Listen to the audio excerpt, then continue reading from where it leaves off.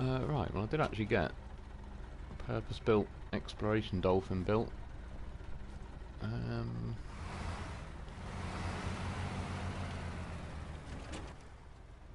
What's on here? Yes, I haven't even explored the map. This is my mod playthrough, but to be honest, I haven't really done a lot, even on the normal playthrough, because this was like just before mods came out. And then when mods came out, I kind of got distracted with them. Then Phase 3 came out. So yeah, I never actually really did a lot on this, let alone like the mod playthrough. Right, what was I going to do? Oh yeah, radar trailer. Radar thing, whatever. Got one on my dashboard. Kenneth Russ, Wolf, hope all is well. I'm not too bad, cheers dude, how are you doing? Yeah, I was trying to figure out what to do, because, what's the latest phase? Phase 11, I've done every mission on that, so there's no point really in hanging around on those maps. Yeah, so like I say, it might end up being a bit of a shorter live stream, but I'm not in any rush particularly, so yeah, first I'll get on with trying to explore the map. To be honest, it's a dolphin, we'll just head that way. Oh yeah, gotta go over the bridge I've not built. Kenneth Russ, looking forward to expeditions. Yeah, true, it'll be pretty interesting when that comes out. I'm looking forward to it myself.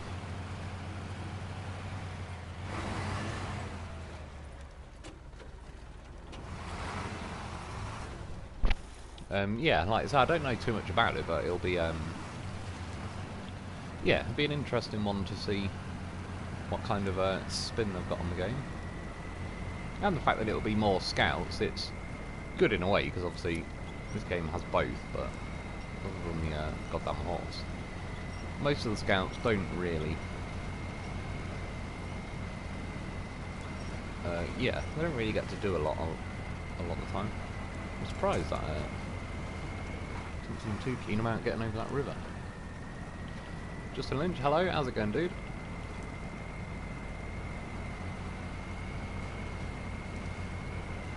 Yeah, it's funny because like you can just feel from it like it's slowing this truck down. This is an AGL Dolphin,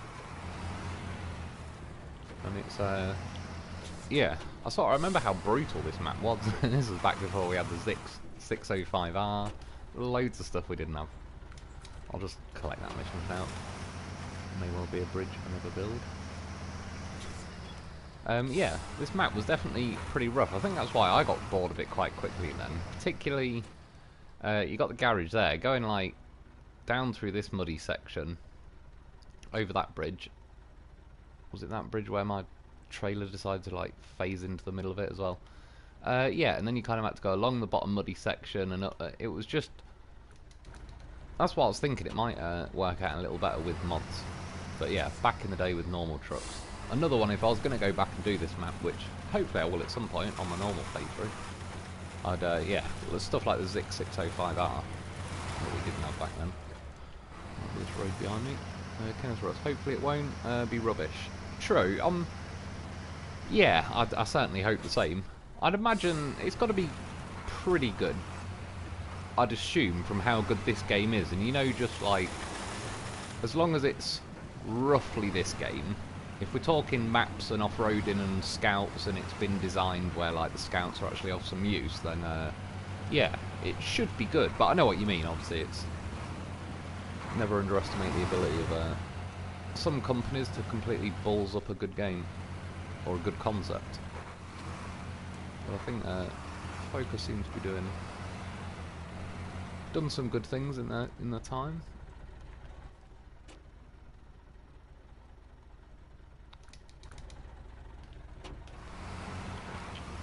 Yeah, it's a bit of a like not very obvious map, this one.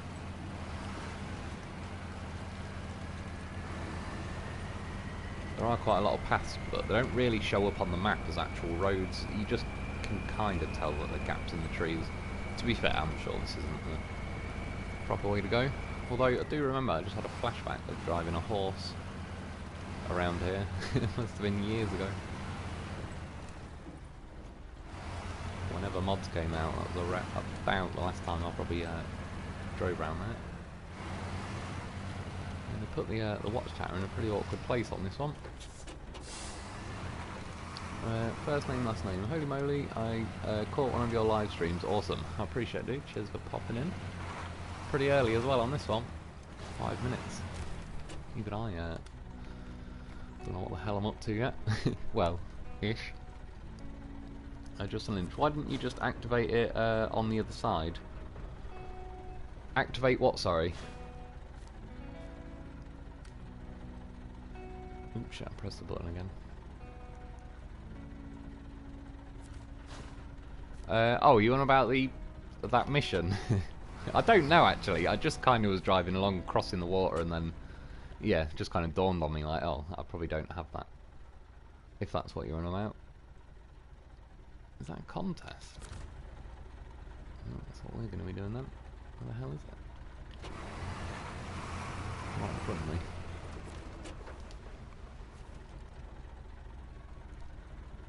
Am I facing the right way? Well, it's called down, so could be this way, innit? Oh shit, did I even activate it? I did. Oh, this is good stuff. I don't even think I did this on the normal playthrough. This is, now we're talking. Exactly how dolphins fly. Everyone knows that.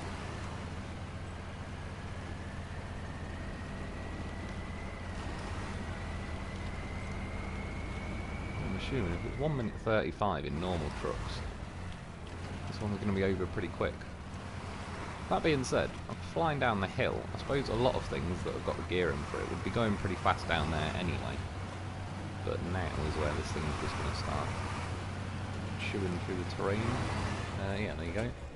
43 seconds.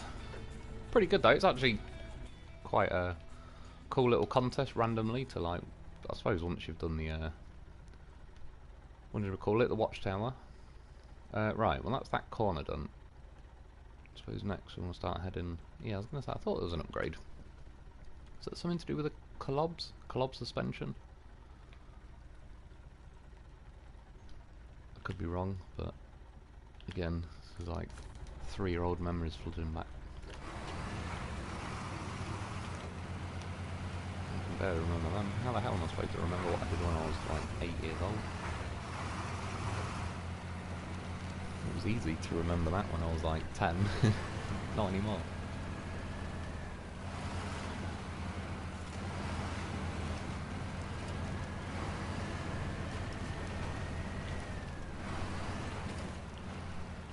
Tinnitus, it seems devs put out a game that isn't finished. Complete nonsense. What's that with, sorry? Seems devs put out a game that isn't finished. There's definitely, yeah, some pretty memorable cases of that happening. I think I've still not played it. I've heard it is a good game. Is that yet? Fallout 76. That always springs to mind as one. Funnily enough, I was playing that. It was a free game a few months back. Aliens. I don't know. Fire Team Elite or something like that. And I had a little go on that. And it's actually, in many ways, like, in many ways it's a really good game, but in other ways it's just like a shoot 'em up. It's say for an Aliens game, it's not like a horror game really. Like that Alien Isolation I've got is a horror game, like, and that does actually get like pretty scary. The Alien game where you just shoot, it's more, yeah, like just a crazy arcade shoot 'em up in a way, but it's good at being that. And I kind of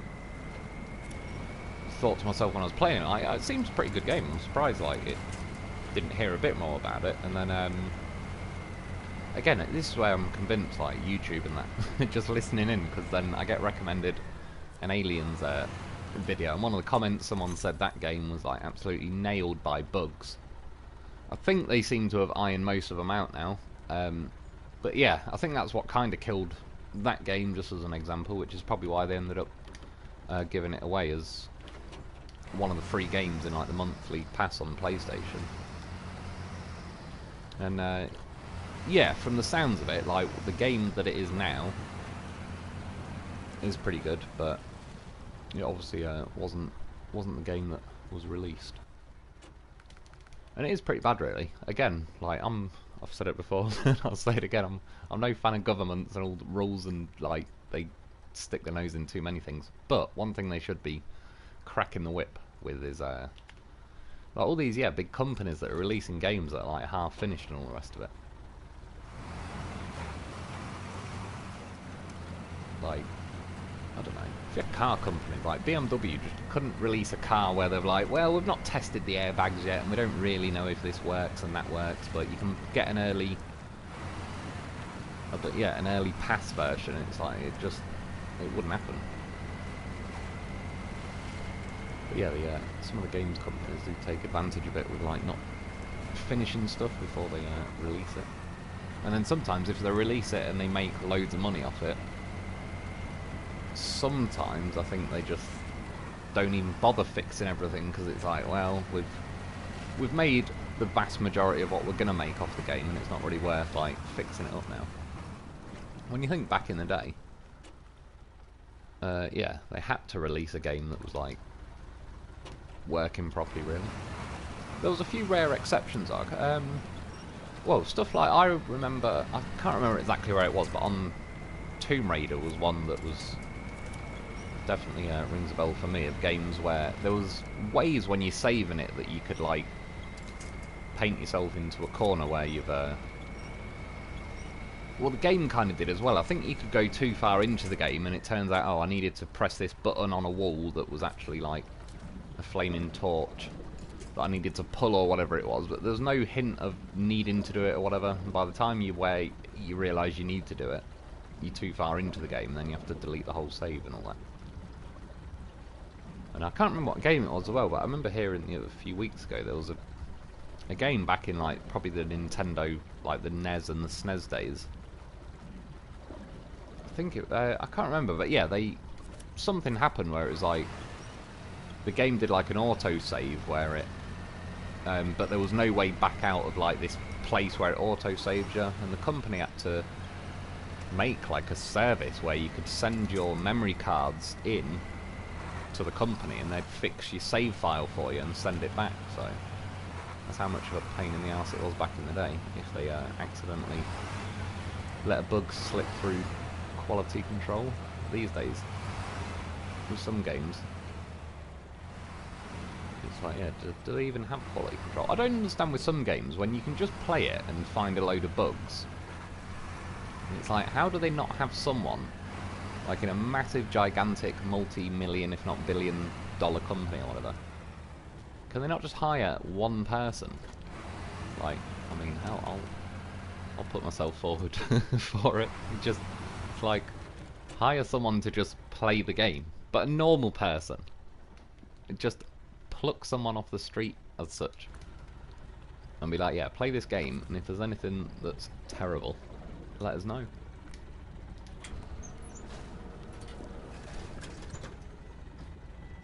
Alright, sorry, I'm just going to try and get my... so I can see the comments. I think I might have missed a few.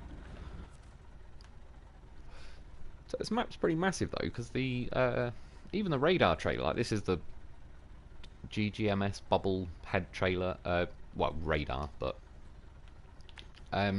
yeah, on some maps, like the circle looks massive. It does about a quarter of the map. Whereas, yeah, you can tell with this one, it's going to take quite a few. Right. Well, YouTube actually loaded. It was a good start.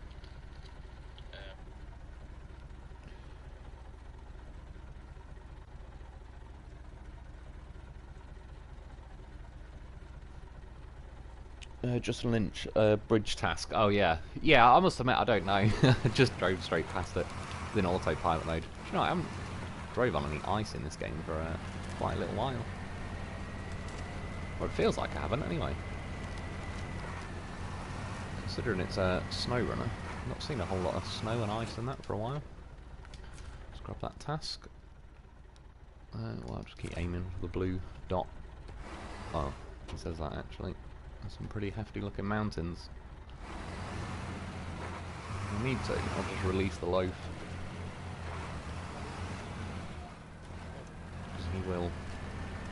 He will zip his way through the trees, and yes, he's got his own little bobble head radar thing.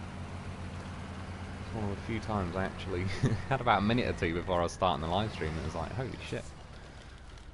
Actually pay attention and, yeah, do some sensible things. Pretty rare moment. 2024's sensible moment already been and gone. Me so trash, $50, bloody hell, cheers. Yeah, thanks dude, I really appreciate it. See, as well, on like when I'm playing on my TV, obviously I've got like the comments sort of scroll up the side. I have no idea like that I got a donation like that, but yeah, no, I really appreciate it, dude. I'll definitely add it. It'll do something good. Like I say, there's that Expeditions game. Put it towards that, or yeah, if not, it'll go towards something anyway. To be honest, yeah, one of them things where it's like, oh, I could do with this, could do with that. But yeah, no, I do appreciate it, dude. Dump Trained, hello again, Mr. Wolf. How's it going, dude? Good to have you join us. Yeah, just in case for anyone who's a bit just arrived on Yukon, the second phase. Right, we can do this. Some Spider-Man. Spider Dolphin. Nailed it. I was only... I didn't want to have to scroll through the winch points and manually find the right tree, so... I was wondering then if it was going to screw me over, fire the winch into, like, just a tree that pops out of the ground. And then, yeah. But it did... Oh, fuck, I keep pressing that button again. Skip scene. Yeah, these are watchtowers. I'm not messing around though. Well, at least that's that side of the map done. So really, I want to kind of make it back to there. And go down here. Just because I'm curious if nothing else. This was like the old classic route. Yeah, I just want to see how well this truck actually travels through the mud. I assume it's going to be better, but... Again, there's already a few times tonight where, yeah, the terrain definitely not taking any prisoners, considering I've got mod vehicles. And again, considering this was back, like, before mods and most of the DLC trucks, the vast majority. What trucks did we get on Lake Cobden in Mandra? I don't think there was anything of much use, was there really? In my head, just as a rough... I don't know, point to remember, I just sort of think like the Zik 605R was kind of the first truck that we got that was like a genuine kind of like add it to the roster of the best trucks in the game.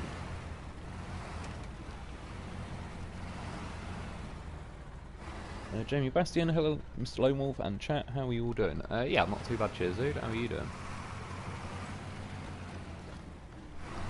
Oh yeah, as well, I suppose Happy New Year, it's yeah, it was just before. Oh, I was going to say, is that, yeah. I'm not sure if that was just like map art, but no, it's a Scout 800. I've not seen one in that long. I was like, shit, do we even drive them? What we do? Ram it out of the way.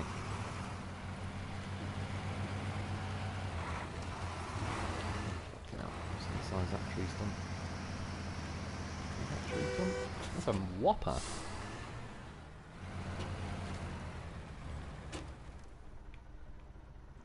That's a barrel, I was going to say. I was like, that's fucking massive for a tree stump. Isn't normally that big. That's what she said.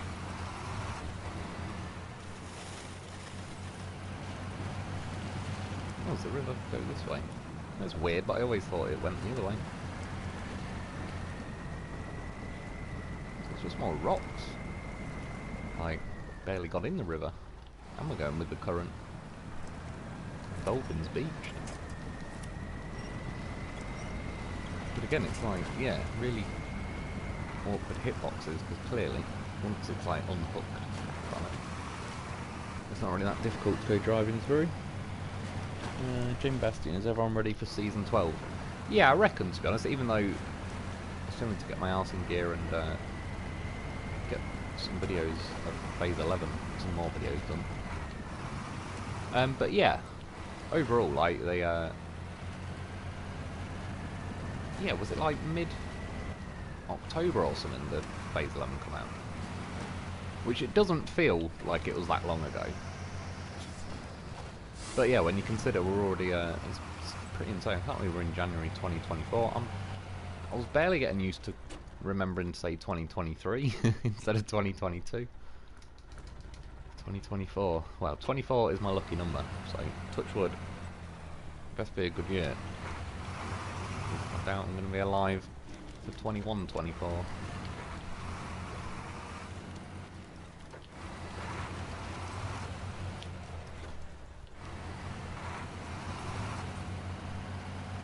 Yeah, was this the bridge? I thought it used to look deeper. It used to be able to eat a P16. Oh yeah, it was, because I remember driving up there, the loaf goddamn horse. He rescued everything here, flipped like a colob. He got an 8-slot trailer out of there. He went to town. Saved the day. It was back in the early days. He was already a goddamn professional by then, which is why I had him with me, but they were the days he was still in the middle of proving himself. Or was it this bridge? No. Oh, it might have been. Do you know what? It might have been both bridges. I think I got stuck quite a few times. Oh yeah, it was when the loaf. He fits under the 8-slot trailer like an absolute beauty as well. Been driving around as like the world's biggest roof rack. Biggest roof rack in the business. Fuel station, why not? Give me the old loaf. We've got plenty on him. Justin Lynch, heck yeah. Certainly is. Was that, yeah, flying down that hill? If it was, I agree. Niso trashed. Happy January the 6th day. Dawn we now are horned helmets. What is there something about January the 6th? It's random. The reason why January the 6th used to stick in my head is where I used to live when I lived in a caravan. It was just a weird rule. It was obviously like I owned it and it was mine and all the rest of it, but because it fell under some technicality where it was like a holiday home, so you had to get off the site for 1 month per year, which is pretty fucking stupid. But yeah, it was January the 6th. Every January the 6th you had to get off for a year. And even worse, this year, because for the last few years, I don't think they did it because of COVID. But then I think everyone is supposed to get off this year. But then this last week or so, I heard a lot of it, like we apparently had some pretty bad storms over here. Again, I could just hear a lot of rain and wind and that outside, but not really anything to write home about. But yeah, it flooded that entire place where I used to live, and everyone got like evacuated off there and everything. Which I'd been evacuated off a few times. It's a pain in the fucking ass as well. Because where mine was, it never flooded, so I was laughing. But I don't know. They'd kick me off as well, just so it was like, otherwise everyone would complain if there was just the bunch of us on high ground that didn't have to get off. So yeah, I was never worried about my shit drowning or whatever. But I had to get off a few times. But yeah, that's why January the 6th rings a bell for me. It's crazy though, it's already a week gone near enough.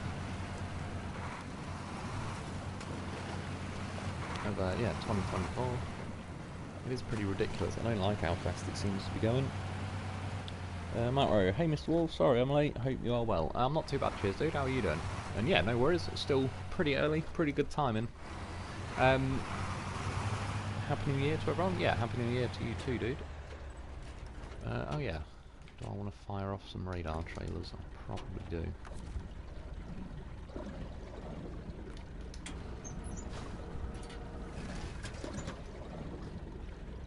Okay, for us, Happy New Year, Mark.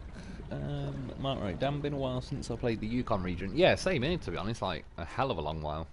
And again, you could tell before I just radared the entire side of that map.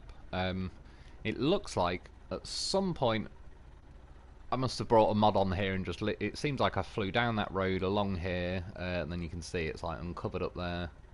For whatever reason, I appear to have done a lap of the map, and that was about it. Yeah, even the gold horse mining.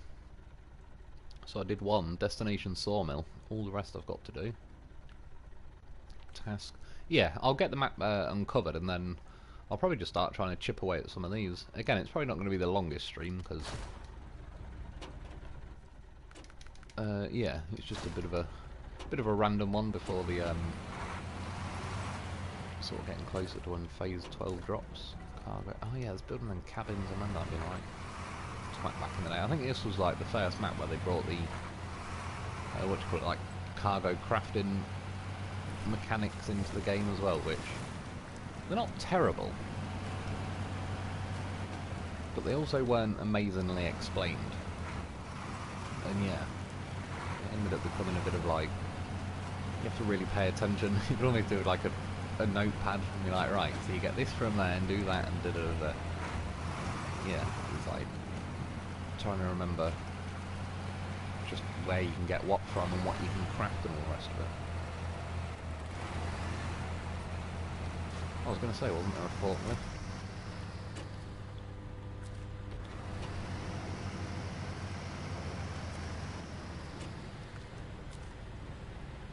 Oh yeah, it was when you had to do like manual loading as well.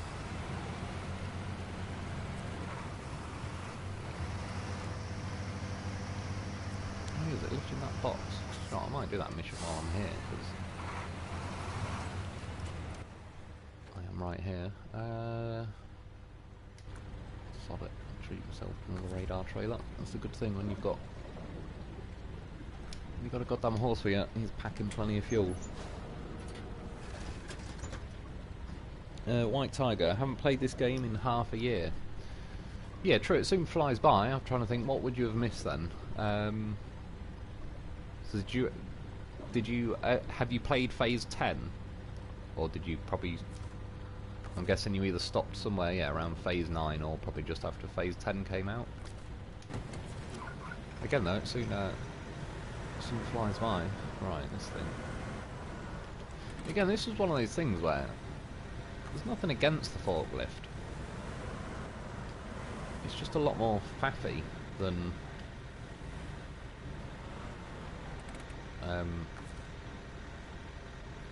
just being able, you know, like the crane. Fast mode. It's already slow as fuck.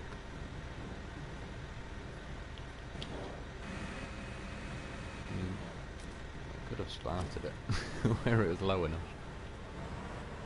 Oh yes, going well though. It's in. That's what she said. Right. That's another thing. It never tells you to hold L1.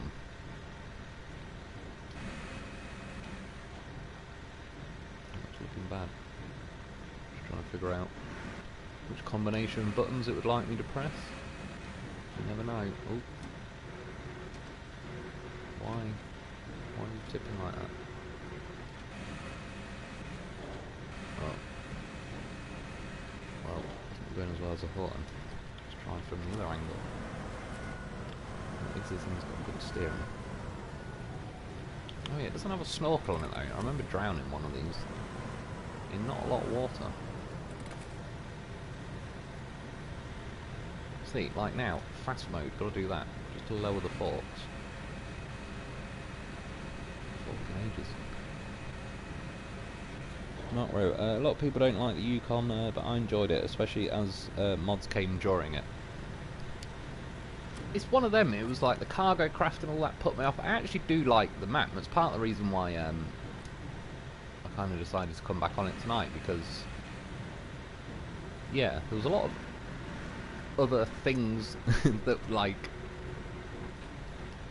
strictly speaking, the map and the missions weren't doing my head in, but the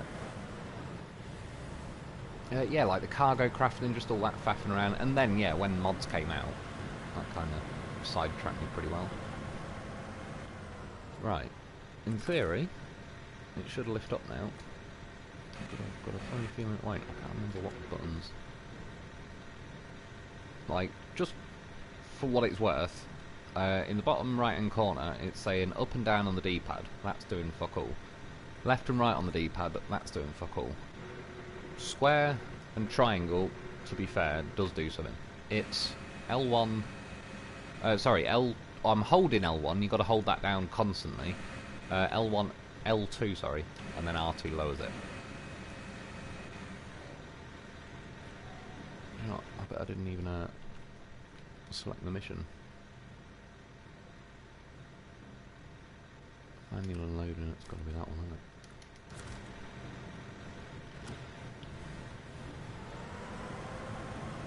I mean, again, I know I'm rusty. Oh, I'm really... Fuck that. I ain't getting it. That's... Yeah, well, as you can see, I overachieved. I loaded it. I nearly said loaded it. I loaded it on the loading bay, and there is still an entire loading bay's worth of room. If that ain't worthy of a promotion, I don't know what it is. I suppose we could head over this way. Yeah, because I remember at one point, and it was to build one of these cabins, and then I ended up doing like laps, not on this, it was on my normal playthrough, going to all these wooden frame cabins, everything, just like, where the hell is the cabin? Or like the materials to craft it. I can't remember off the top of my head completely, but something along those lines.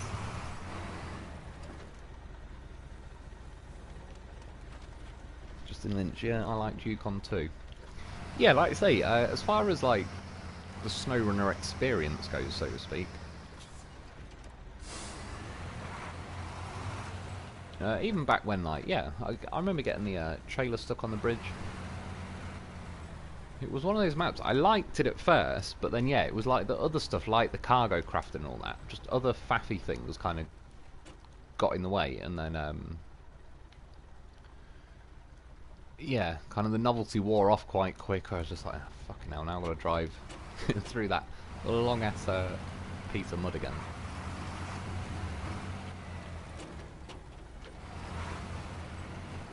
But yeah, now imagine it'd be better, because like the 6605R, which I just think would suit this map very well.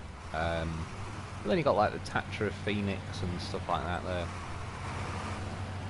They're pretty nice vehicles. I don't know how well it'd hold up on here, because I think the Tatra Phoenix has got fairly small tyres. Whereas I think that's why the 6605R would suit this quite well, because as it's got bigger tyres. And this map's obviously quite muddy.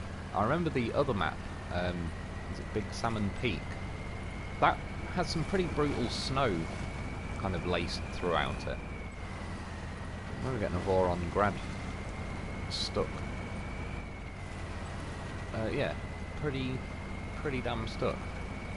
If I remember correctly, I think I did actually send the goddamn horse in, and he saved everyone as usual. But yeah, again, that was back when it was like, didn't even realise the full potential of the goddamn horse at that point. Jamie Bastian, Happy New Year to you too. Mark Rowe, overall I like the Yukon. It offered all that SnowRunner had to offer: snow, mud, hard road, swamp and great missions. That's what I mean with, like, I remember, because I've completed like half of it or whatever when I was on my normal playthrough.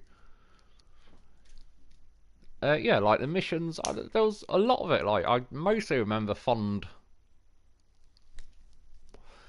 memories until it was like the cargo craft and just all that stuff, and the amount of like wood frame buildings all over the place. Again, knowing what I know now about the game and like how the crafting works and all the rest of it, yeah, if I was to play it over again, I think I'd be a lot more efficient at what I need to be doing. And it was more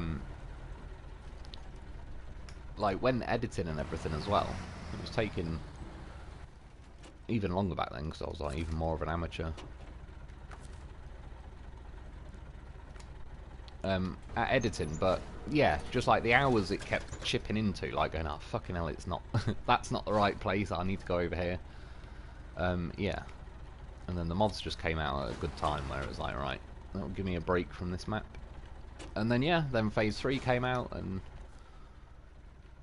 pretty much never been back to this one. Oh yeah, I was just going to radar over on the other map, and then I saw the gateway, and I assumed, because I haven't travelled through it, the Big Salmon Peak would be locked. Actually, yeah, I may as well I'll go over there just to get the garage unlocked. This is one of those weird maps where, I think it's about the only map we've had where the gateway's sort of in the middle of the map. Not in the middle, but it's not right at the edge.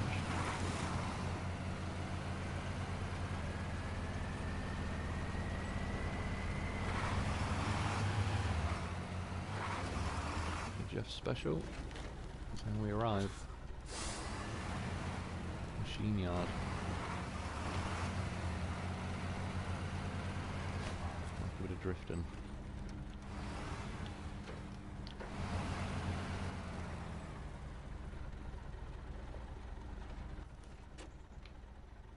Actually, it's random, but I really like this yard as well. I'd actually say this is like one of my favourite yards, because it's very nice and spacious. I know it's pretty similar to the one, what's it called? Black River? Yeah, it's actually pretty much like a template of that one. Maybe I've just got more stuff scattered all over. I don't know. Something about it feels wider. It's definitely what she said. I don't know. But again, I just remember, like,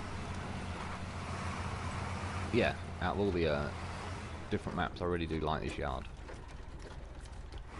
I need a trailer.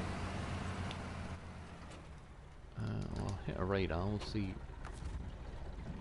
how much that uncovers. Miso Trash, January the 6th is the anniversary of the insurrection in the US. Oh, is it? Oh, well, like, yeah, the modern one. I was thinking of, like, old school back in the day. Yeah, I must admit, the, yeah, I'm glad you put it in quotes, the insurrection. The day police, Capitol Police, removed the barricades and welcomed people in and did some kind of tour guide. That insurrection. Well, I suppose I may as well head over here. Try and get that radared. Head across there. Oh. Do you know, I don't know why, for some reason I thought it was only like that much map. I was like ignoring all of this back here. Oh, we've got watchtowers as well. Start heading towards some of them, I suppose. Yeah, okay. Somewhere around here, I got the Voronggrad very, very stuck. And again, the loaf. Took him a while, like, Loaf had to climb up there and then wedge himself behind trees, but he did it.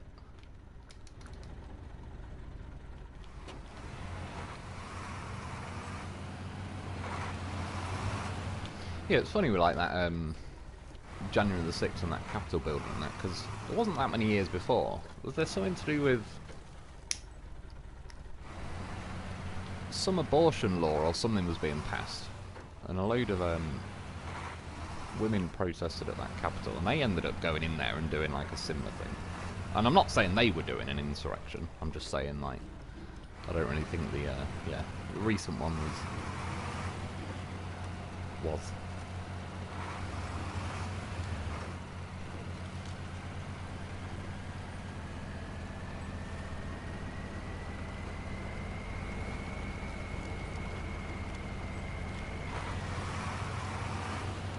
Shit. Oh, it's not an unbelievable train. Well, it was. Took it pretty badly. Alright, hopefully the radar trailer can reach. Activate radar. Gaming with JJ, hello Lone Wolf, how's it going, dude? Good to have you join us. Sorry, I'm falling behind a bit on the comments here. James Basti and me so trashed, haha, the insurrection in TDS. That's true. A lot of people have got that. Matt wrote, I did that mission with a forklift and then sold both of them. Good money to buy something better. That's true, actually. That's one good thing with this game, is like anytime you get a vehicle, if it's terrible, it's a very fair game, as in, like, say you don't buy a Dolphin for 90 odd grand and then it'll only resell for 45 grand or whatever. You really can just yeah, once you've hoarded enough money in this game to buy like a few good trucks or have enough money spare for like, because that's what I like to do on games, and I did it on this back in the day, was I wanted to hoard as much money as I could quickly. You know, just, I don't even know why I do it, because I'll go without a truck to save up enough money to like buy an emergency truck, if that makes sense. If I ever get to a point where it's like, oh shit, I need that truck right now. I hate it in games where I haven't got, like, yeah, I like to get a little nest egg built up. Which obviously this game royally fucked me on, because then it stole my Vorongrad when I did the gameplay and review. And that was back when it was 130 grand, but I felt that one. That was back before money mods. This is the last thing I'd ever use the forklift for. That's true. If you compare, like, to a crane, I didn't even check, but I assume, could I have just hoisted that cargo up with a crane onto the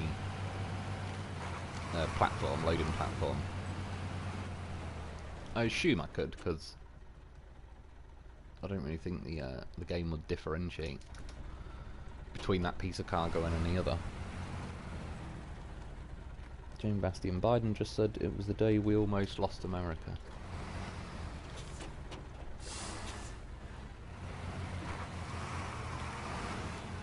Yeah, well, yeah, I mean, again, I remember the day it happened. I remember the day before it happened. And loads of people, me included, were like, it's clearly there's going to be some kind of setup going on there. And yeah, it was on video for all to see.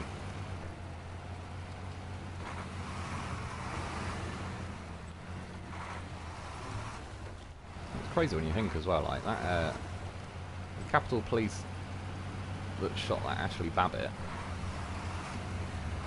didn't hear anything about that.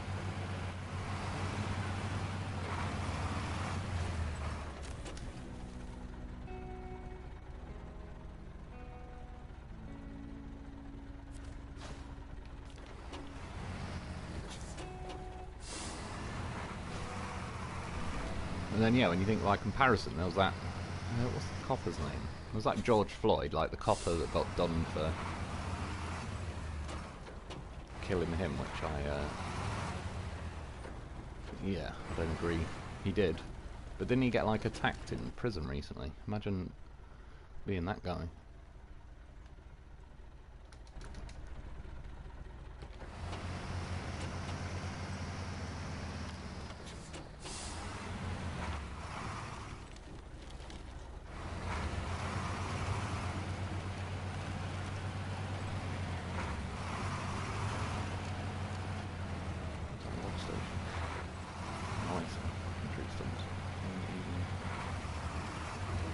Go near them.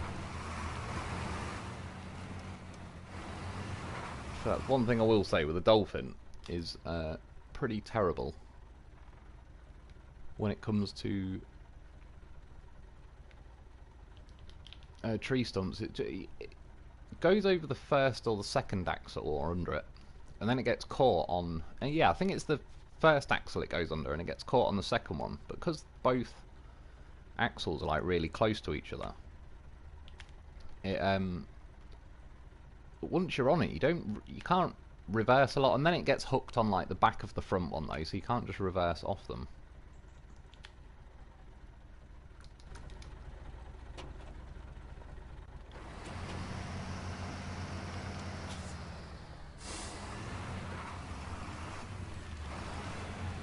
And again, just because he deserves a shout out, the goddamn horse, he gets over them tree stumps. Knows how it's done. Gaming with JJ, what about the one from Season 9, right next to the gold you need, Justin?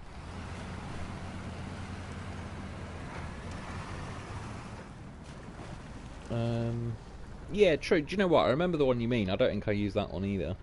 Jamie Bastian. Is it laughing about the bloody cargo rolling off the back of the loading platform? I genuinely though, am I the only one with this opinion? Like in the last few months, the cargo seems a bit more floaty. Like when you used to drop it, it very kind of decidedly landed on the ground and did what it did, whereas now it seems, yeah, when you like drop it, it very likely it'll just tip over to the side and roll over and all sorts. Yeah. I just personally think it's got a bit worse than it used to be. And yeah, it trolls the shit out of me these days, particularly on the live streams. Just a Lynch, pretty sure game can load gold. It must do, because I'm pretty damn sure I didn't use the forklift. Jamie Bastian, I never really understood why they introduced the 357 to us. It's useless. Are you on about a gun? Is that 357 Magnum? I don't even know if that's... Yeah, 357. I'm sure it is. That's the only way that number, that chain of numbers rings a bell to me.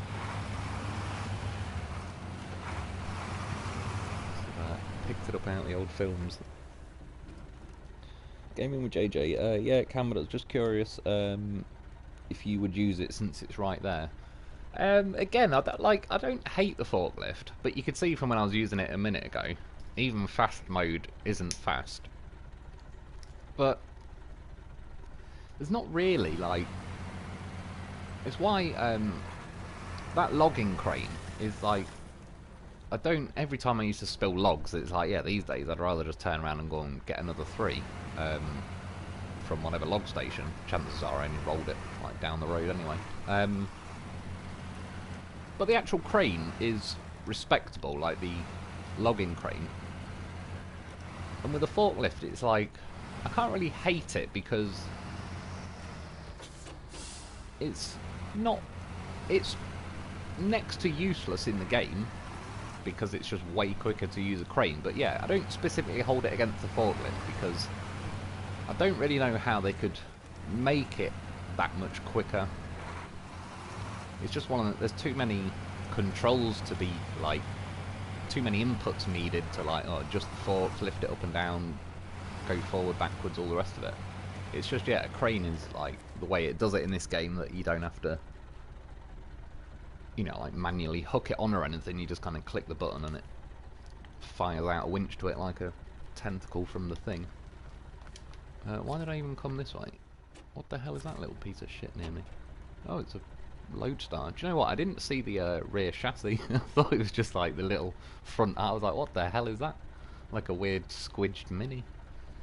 Wow, Lodestar. You get to keep it. Oh yeah, is this a mission for it? Rewards, no. Wrong turn.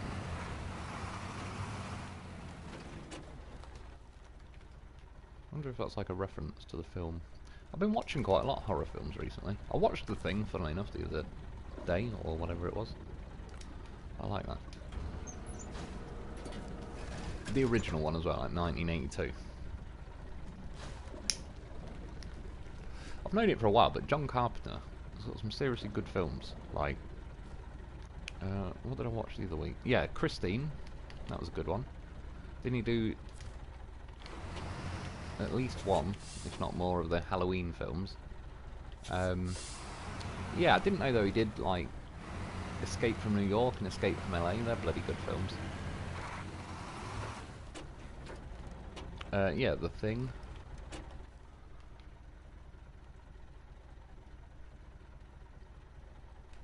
And then I watched it kind of in bits because I was just like messing around, so I watched Aliens. Again, it was a bloody good film.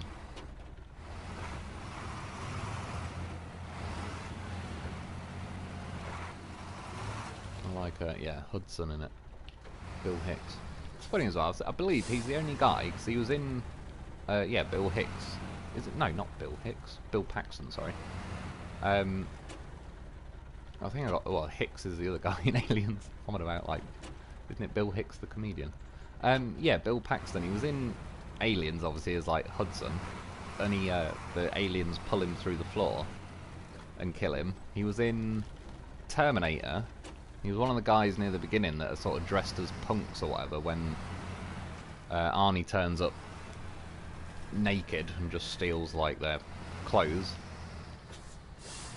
And then I think he was in Predator 2 and he got killed by the Predator, so he's the only guy that got killed by all three of like the sort of biggies from the 80s, the Aliens, Predators and Terminator.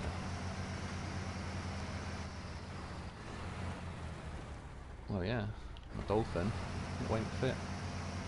No, I'm going to have to give it another go though. There's probably more innuendos to be squeezed out of this. Nope. It's stuck. In that case, why not fire winches out and just... The goddamn loaf would get through here. The game tries to imply my loaf's fat, but he's not. Totally agree with Jamie, that's why I've sold them all.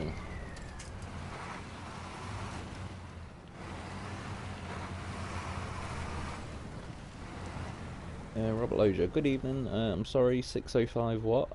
Wasn't it renamed here for a bloody good damn reason? What, we got the 605? Did I end up calling that something else? I can't even remember these days. I know we've got Steve. Steve the Mastodon. What would... oh yeah, radar.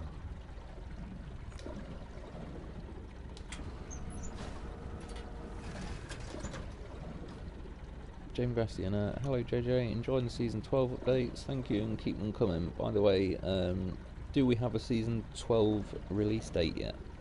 Maro, late January, January? I don't even know what I said then. Late January, early February is the latest info I have. Yeah, so not all that long away, really, because, again, if we're already like the first week through January, it'll be here before you know it. Oh, why does it have to do it? I'm going to have to just head this way and get that last little corner. I'm going to have to delete all my waypoints. Sons of bitches.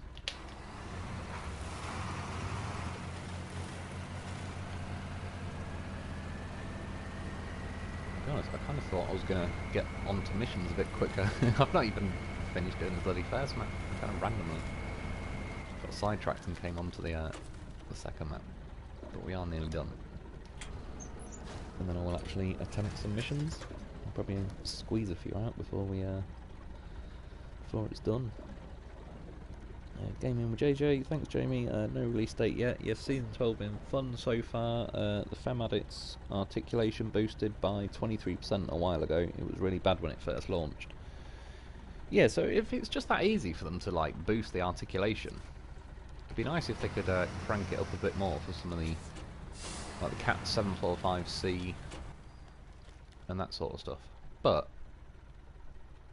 as long as they're yeah, not letting like the latest articulated vehicle kind of suffer the same fate, because it's a shame. Like some of the well, even the Cat 745C, I kind of low-key like it. It's definitely not like one of the best vehicles in the game, or even close, because it's just too,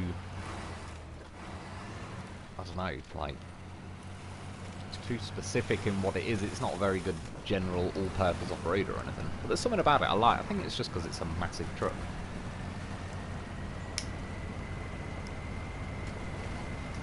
Trailer I actually didn't release into the wild. It's pretty rare, but that one is not on me.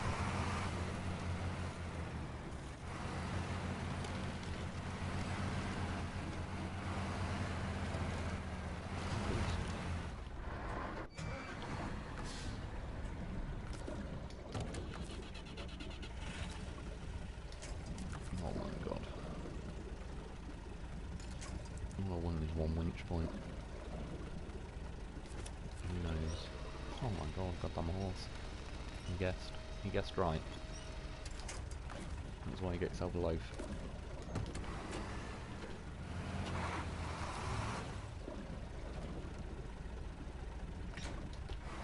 Okay. You laugh at me that option. Mark Rowe from official Discord. Yes, that's sounding pretty as accurate as they're going to let us know anyway. They never really nail it down to a day until like a few days before, it seems. Brilliant, yeah. And scheduled tour of the Capitol building by its actual owners. Yeah, exactly. That is very true. It's ruthless as well that some of them are still, yeah, aren't some like still in jail awaiting trial and all sorts, which is, yeah, it's pretty corrupt stuff really, because it's basically just a warning message to everyone else, like, you know, if you try it, this is how we'll fuck around with you as well. Same with like Julian Assange and all that sort of stuff.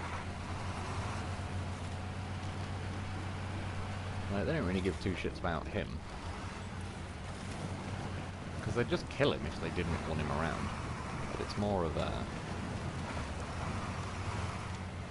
yeah, like, sort of permanently being like on edge with that sort of stuff. And he didn't do anything wrong anyway, didn't he? Just release like the Desert Storm stuff, which did happen.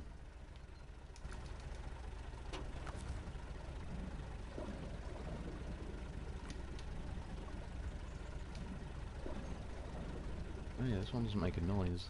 Oh, have I just... Oh, it wasn't even working. Wait, what? Activate radar. I think it's out of fuel. Let's have a look. Refuel.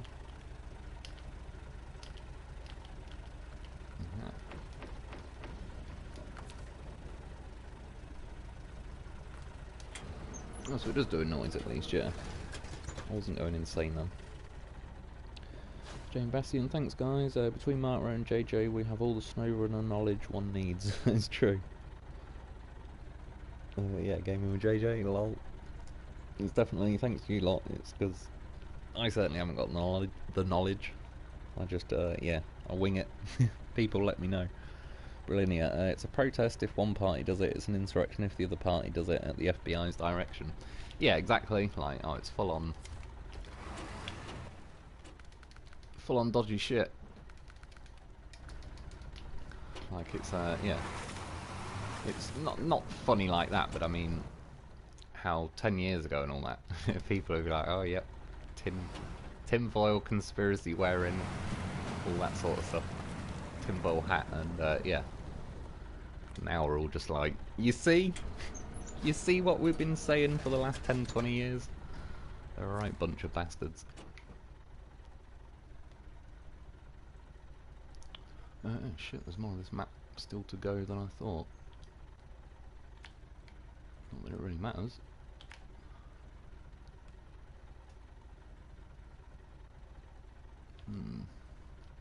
Oh wait, that is one there. I'll go to that one. Might go to that one, then that one, and then that one. Surely. It's only 4 points. That's a good start. We hit a tree. Mark Rowe, the dev on Discord said they want to keep March free for the release of Expeditions, which, yeah, just an inch makes sense. Yeah, I agree with that, and it does make sense. It's also good, because that does mean that as and when they release Expeditions, like their company or whatever should have kind of all eyes on that game instead of being like kind of half and half between games. There was a game though, what was it I saw the other... I can't remember for the life of me what game it was. I just remember the, it said focus on that when it was loading up. And I just remember thinking it was like a game that came out after SnowRunner. So, I don't know why, it just stuck in my head as like, oh, that's one of the things like they were up to at some point, whilst probably, yeah, wouldn't surprise me if it coincided with sort of Burning Mill, all that sort of one as well, when we weren't getting the fullest of DLCs. See, again though, this map and everything, this phase, is, yeah, like it's the real deal. This is probably actually got to be a contender for like one of the harshest phases in the game. I'd say phase 4 probably still has it for me, because Northern Aegis installation was insane. I kind of, there's some weird soft spot I have for that map, even though I don't even think I've been back on it since and all the rest of it. But I like how much of a piss take that map was, in a weird way. But it was also nice that we had 3 other maps to keep us distracted, so it allowed that to be like just a bit of a bonus map that you know is an absolute nightmare as soon as you go on it. If it was a phase where they only released 2 maps and that was one of them, I probably wouldn't have been much of a fan, because then that kind of, yeah, leaves us all with only one other map that would hopefully be a bit more manoeuvrable. These roads bring back some good memories. Think I'll have a blast around the maps next time I'm playing. Yeah, true again, even as I'm driving around, some of the bits I'm recognising.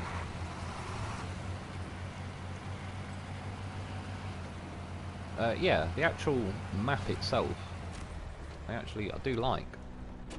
And I know I've been on like both now. I think I actually like this one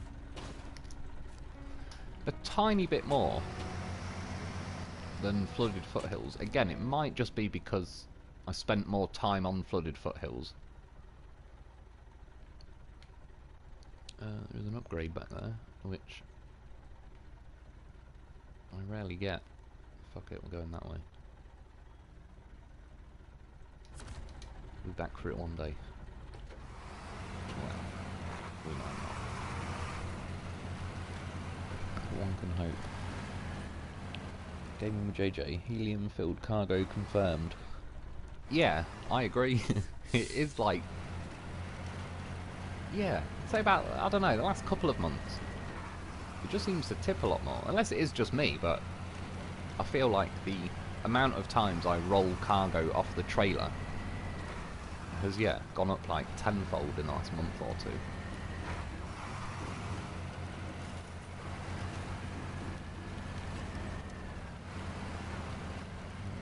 you can fly, Dolphin. That's not a good start.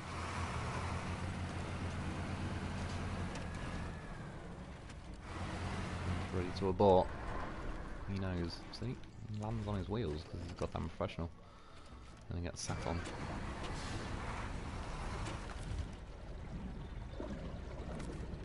But you can see, he was ready. He did land it. Get yourself a loaf.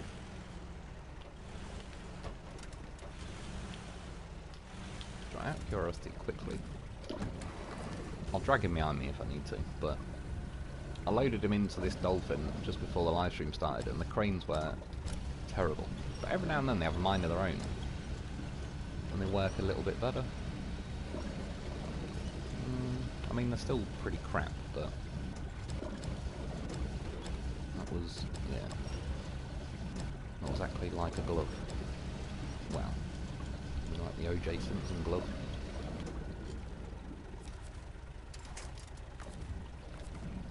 Yeah. Every now and then the cranes, like, they have a different opinion of how strong they want to be, but no, it still sucks.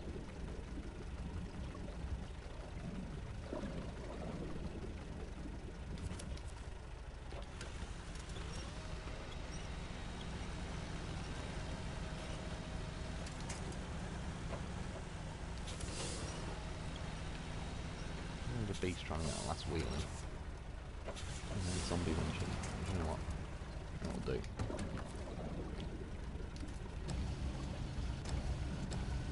Just hold him in with a crane. There's another contest here. I've activated it, but I don't know if I'm going to do it. Probably not, because I think it's facing the other way to where I'm going.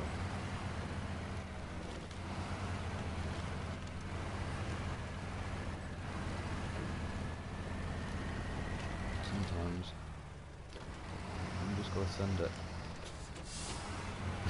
Right, what's that guy's name in Canada? He's always on a snowmobile thing saying just gonna send it.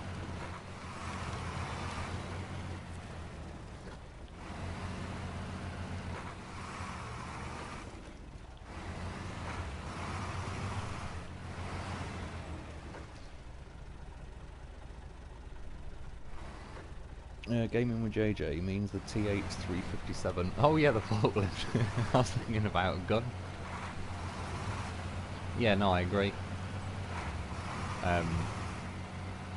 Yeah, that forklift. Again, like, I don't hate it on principle. It's as fair as an attempt at a forklift could be in this game, it's just more effort than a crane, and I don't think there is physically a way that they could make it on par with a crane. It's just the system with a crane where you just, yeah, again, like, as long as you're near enough to the cargo, you just press a button and it auto attaches a winch. You can't really, unless you had where you drove the forklift near something and it just auto loaded it onto the forks, which would largely undo the point of having a forklift.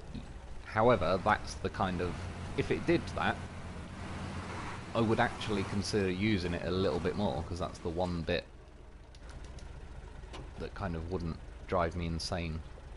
Having to, yeah, just if you wanted to load a trailer with like 4 slots of cargo, you'd be there for about 10 minutes really with a forklift.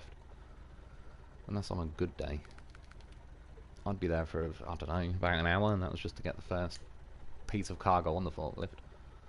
And then, yeah, it'll roll off the back, and I'll be there for another hour. Right, well, that watchtower is pretty goddamn high up that hill. If I get it though, is it going to do everything? I'm going to do a radar trailer now, because there's a bit of map blackness behind me that I've got a feeling it'll not quite get it. Jamie Bastian, I was thinking about the best updates / DLCs the other day. Mac hitbox fix, but my favourite has to be the JAT tyres. Yeah, I agree actually. Can you imagine having them in Michigan? Yeah, I do like them a lot actually. Looks wise and all the rest of it, yeah, they kind of, considering the game is coming up 4 years old, I'm surprised it took them that long to have like that sort of customization pack.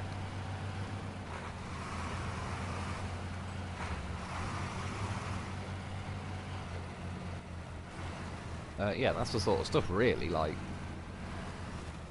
I mean, I certainly wouldn't want the game to go all like, you know, where there's 50 million different customization items and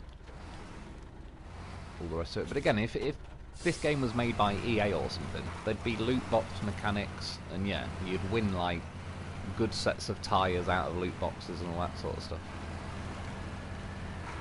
So, sort of credit to Focus and all the rest of it.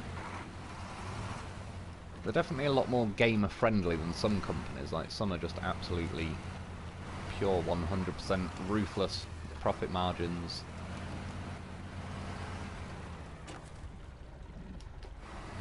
Just doing our life. Thinking is just needed like a better hill. Oh, he's probably wiggled over that way a bit too much now. I was going to restore the crane. Good enough. Restore crane. Objective failed. What? Oh, the contest. I forgot I was even doing it. He's in. So just wait for his moment.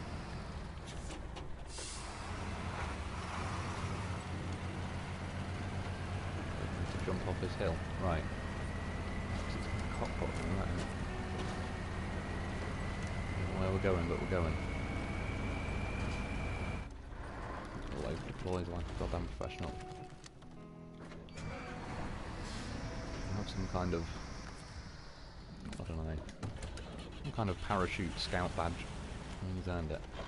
See, he doesn't get stuck in the trees. Oh my god.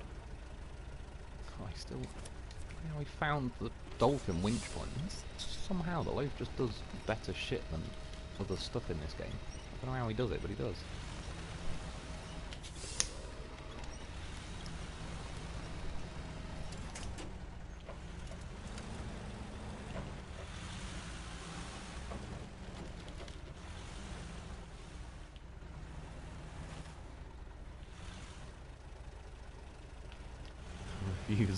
Refuse to put it in reverse.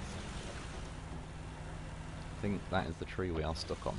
Is that tree normally supposed to be pointing up? Oh shit. Still in thought. I thought I was in reverse. I think that tree is normally supposed to be pointing upwards. I think. I don't know, but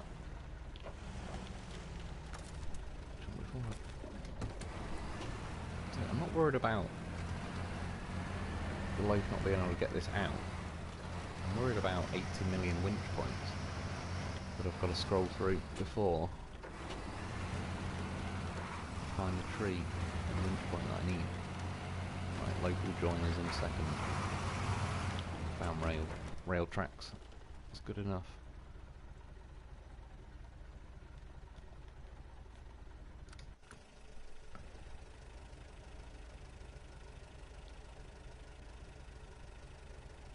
Gaming with JJ, yeah, there would be super OP in Michigan, and you can have them at level 1. Yeah, that's true, I never even thought about the,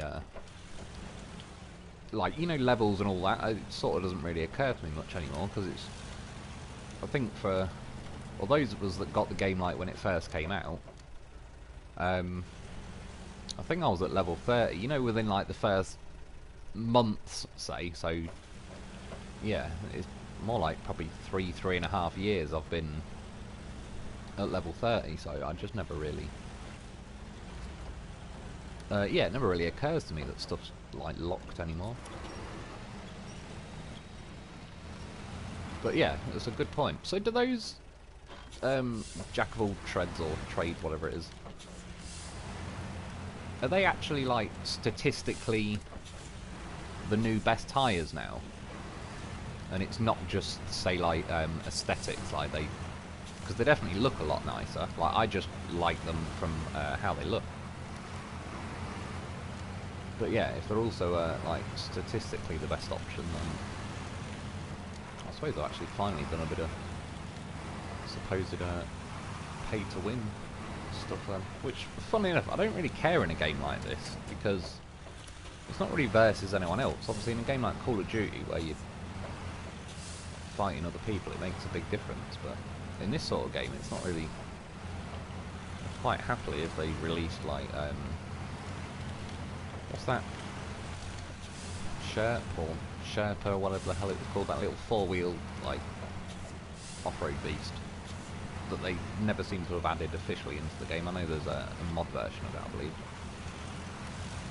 believe. Yeah, but if they added that as a DLC, but it was just an absolute beast mode go anywhere vehicle, it wouldn't really bother me, like, especially now that the game's as old as it is.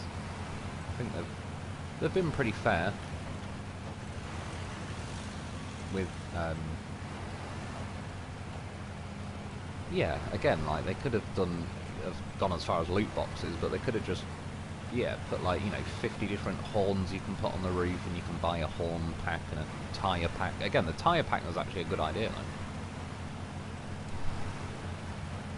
Goddamn horse hasn't even got his chains on. He gets him that hill. How dare it block me. Right, where are we going?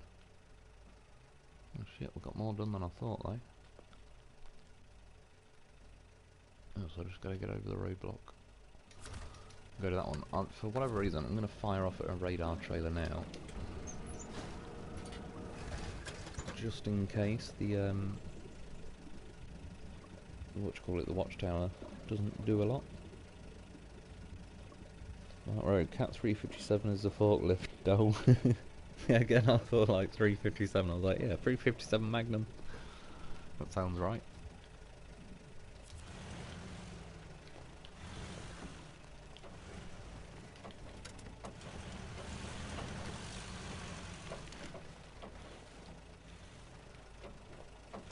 To be fair, it looks like there's kind of a bit of an easy workaround to this roadblock, but I was going to say, like, the this was how the roadblocks more used to be back in the day, though.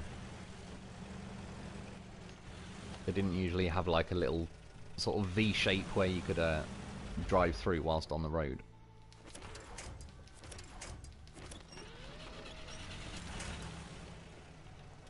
But this one actually does kind of give you a way around, at least from this side anyway. I don't know, in theory, if I need to go back the same way. I'm saying that, looks like you could probably smash them trees at the right as well. Logan's chin strikes again. Justin Lynch, I scout with my forklift. Again, I remember, to be fair though, it must have been Is it one of these maps? You know what, is this the map? It'd be at the bottom of here. It is. I was driving a P12 through here at some point. I know that sounds random, it doesn't really narrow it down too much, but this is the map. I just remembered it months ago and I was trying to think, what the hell? Like, which map was I on? Yeah, it makes sense now why I couldn't really remember either, because, again, I didn't spend the largest amount of time on this map.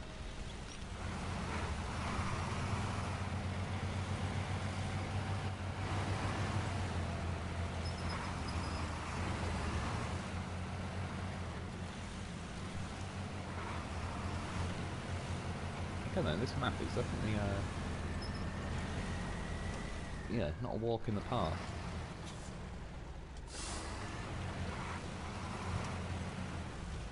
The loaf would actually be like a very good vehicle to just go and do the scouting myself, because the fact that you can just nip through trees and all the rest of it, you can just fire winches out for everything else.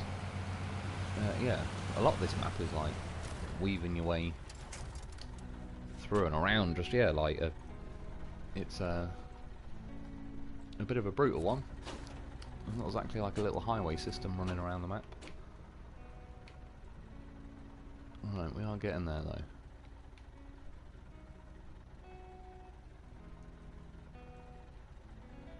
Will that uncover?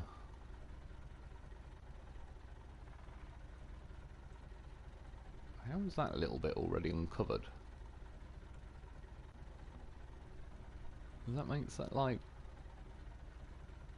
It's like I uncovered the map and then they've just put a black circle like over it. That look, and the same there. Like, they must have already had then the edges of the map just uncovered. I don't know.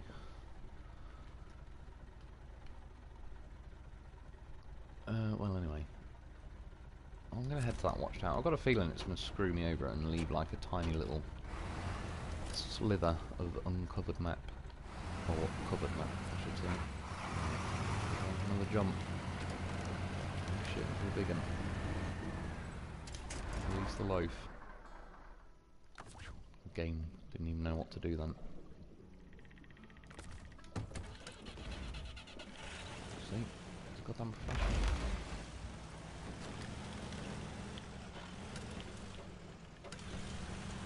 The dolphin got itself stuck in another tree. Can I grab the dolphin? Certainly can. Rodeo dolphin.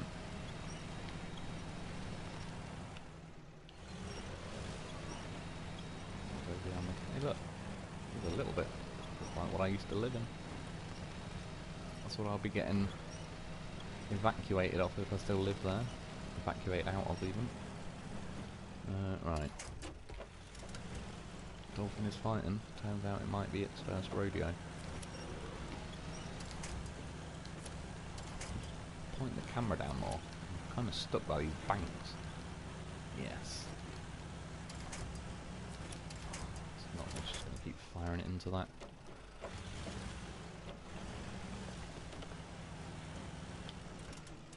Well, I don't even think that's probably going to be the best way anyway.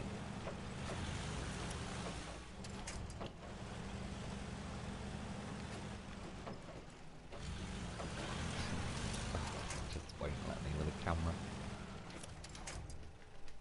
Keeps hitting the that caravan as well.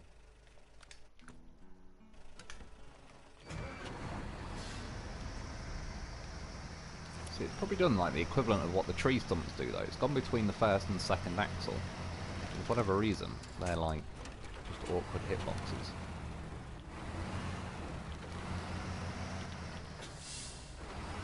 Pretty massive tree stump in this case.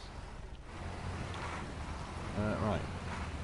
Still, overall, not bad shortcut. Would recommend. Not that high from there, but look pretty high on the way down.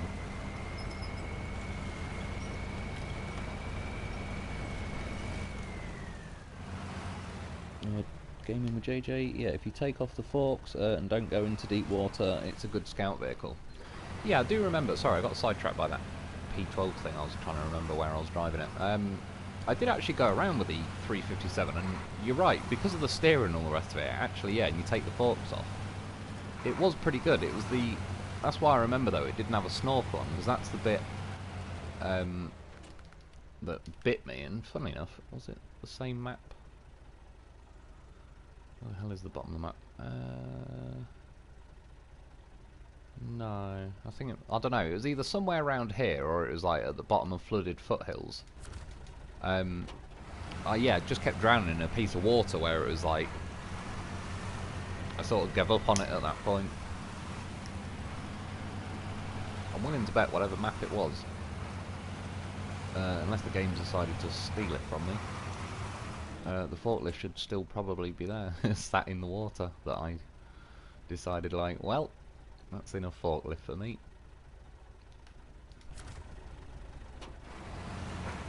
But yeah, it is funny, like, if it had a snorkel, it actually wasn't the worst scout vehicle.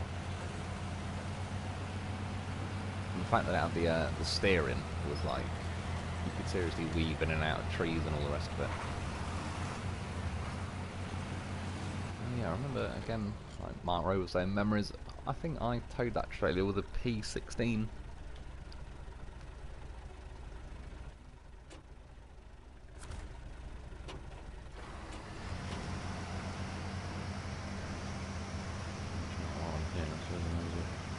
Select the mission quickly.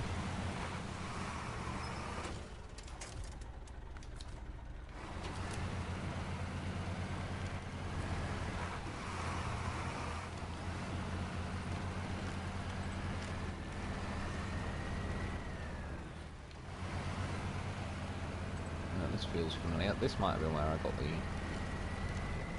door unstuck. I don't know. Well, it looks familiar-ish, but I'm pretty sure I was kind of going up the snow to like the peak. But again, these roads are definitely... I remember these snowy tracks. Normal vanilla vehicles will not be cruising along at this speed necessarily. Maybe like downhill, I suppose. You might have a chance. Best thing to do is not drive on the actual roads. Drive to the left or right of the roads, because that's where the devs forgot to like super code it into being like death mud and all the rest of it. Tends to be pretty normal kind of organic levels of driving when you're not on the roads. Right, how am I getting up there? Is the next question. I know I am. Something in the goddamn horse.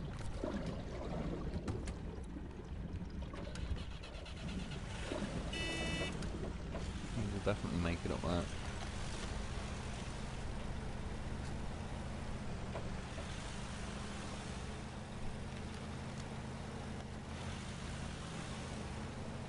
So, find them gaps. I didn't even know that gap was there, but it's just the amount of faith in the horse. I mean, look at him go. An absolute unit. Let's be honest, none of us thought it was going to be that quick. One day I want to get a loaf on top of one of them watchtowers as well. It's on the to-do list. Where's that big rock? Because I might want to jump off it. Oh yeah, did it uncover? Not bad. That's more like it. This is, see? Like, that little bastard there though.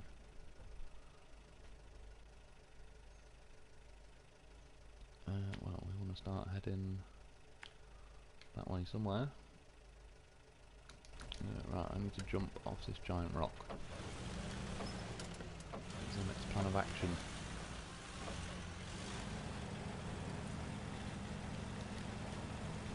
Tree stump, tree limb. Let's do some kind of martial arts move on the run.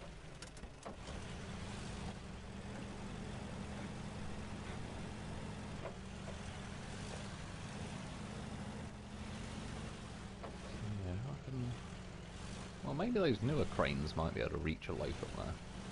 But if not, we'll figure out a way. It's like the Lion King. Just need... was it Mufasa? Can't even remember. So that's when I need that forklift. I need the forklift to hold me up like a little baby Lion King. Right.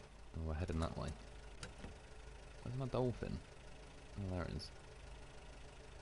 Right. Build them revs. Release. Here we go.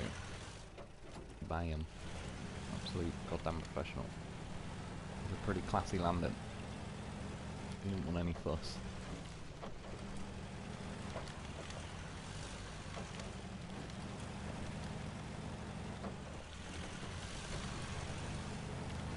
And I can't actually say, because I have got quite a bit of experience of flying loafs off cliffs. The loaf is one of them, it's weird, it doesn't want to tip. Like, if you go off nose first, it kind of does some little... I know it sounds stupid, but it's like a cat in mid-air. He kind of flings himself around back to his wheels. Again, I don't know how he does it. All the other vehicles just kind of launch themselves off and flop any way they're kind of going based on the momentum they had when they flew off the cliff. But the loaf, he doesn't. I mean, sometimes he lands on his roof, but then he'll just roll back to his wheels. But yeah, he actually, like, if you go and try it out for yourself, he does some weird mid-air wiggle manoeuvre, and usually spins back round to his, I nearly said his feet.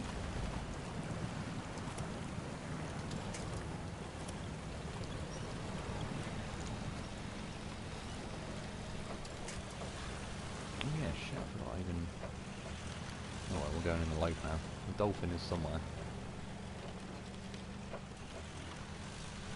I was supposed to return to the dolphin, but I forgot. Started enjoying my loaf.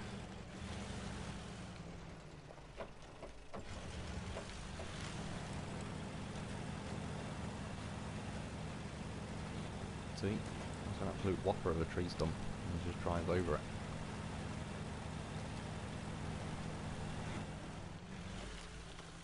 Oh, he didn't like that. I was going to say, did you see that how he got stuck in the mud on the road? Where the devs have, like, super coded it. And then you drive to the side. And you got so much grip, you roll.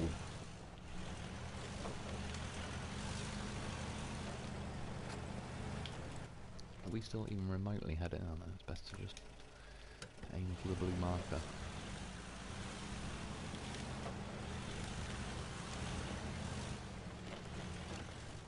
Shit, was my terrible steering. Got away with it just.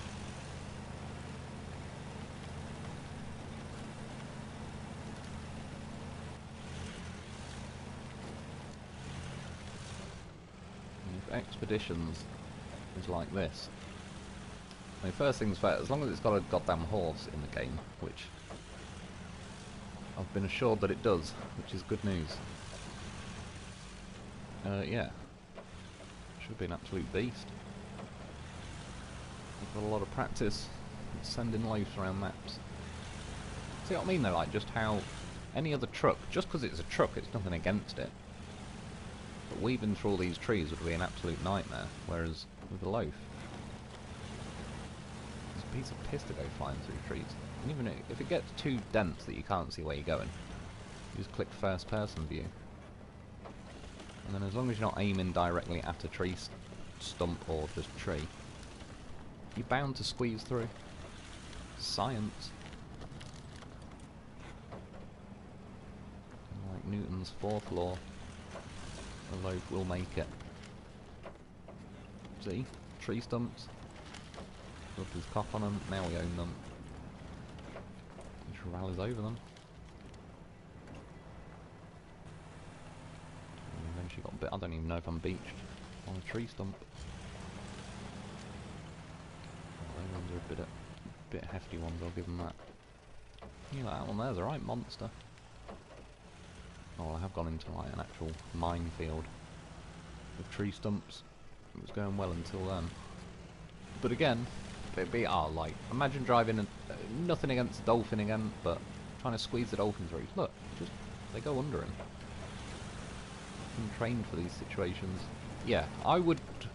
That's one of the rare times I'd be like, fuck that, I'm just recovering the vehicle. If I jumped off a cliff or something and landed the dolphin in like a big patch of tree stumps like that, it's not worth it to your sanity. See, look, and as soon as I'm back on the road, that in theory should be the nicest thing to drive on, the game just punishes scouts. Which is why it'll be interesting to see how they've balanced expeditions. I'm assuming if they've gone for, like, it's only scouts and there's no trucks, they can obviously balance it with that in mind. I'm hoping the vehicles will kind of make their way around the maps a little bit. It's not really cleaner, because again, like, this thing now, I know this is the AGL loaf, but I can say from literally thousands of hours in the normal loaf that he drives around on maps like this. Yeah, it's still pretty much how it's going to be happening, except this. But yeah, it's when you get to, like, say the roads, they've just overly punished it, really. Like, all scouts just seem to, even when, like, you're in a bit where it looks like you're probably only, you know, in like an inch or two of mud or whatever, or snow.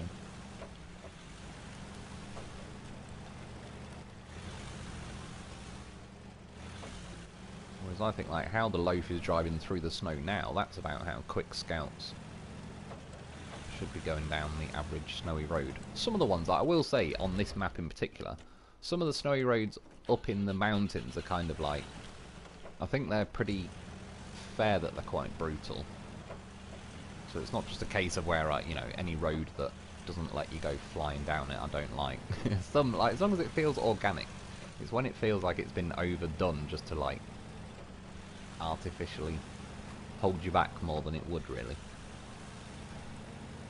It's about now, like, even this is about fair going through the snow. We've got to make some kind of progress. I don't want to be going a half mile an hour, otherwise, in real life, you can only make it like a couple of miles down the road.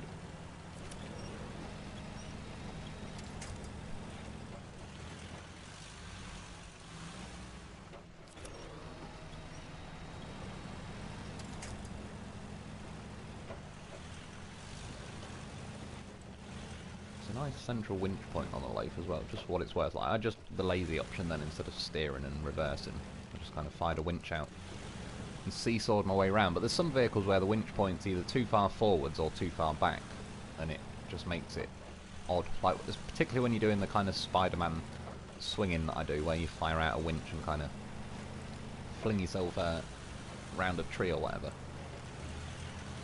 But yeah, just for what it's worth, the loaf's all those winch points are very nicely placed. Oh, I need to fire off some activate radars. Let's get one of them on the go. I think we're nearly done now.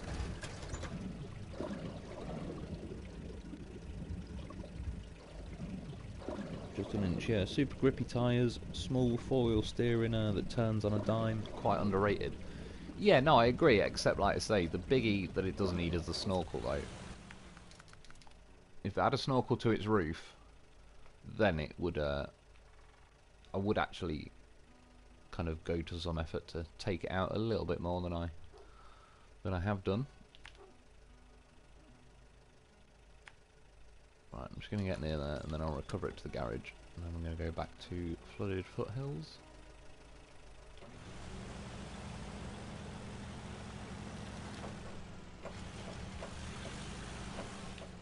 Just another loner, Dakar. That game was a dud. I don't think it was that, no. But I do, yeah, that was another game that they worked on. And I've not played it or anything. I can't remember if I saw a video of it. Or not with that Dakar. What the fuck did I just do? Why did that just spawn? Oh well. Be free range cargo. Yeah, but I sort of remember hearing, yeah, that game didn't really do a hell of a lot. Mark wrote, I saw a live stream for that Dakar game. Looked really boring and predictable. Is it? Yeah, I'm pretty sure I've not heard great things about it.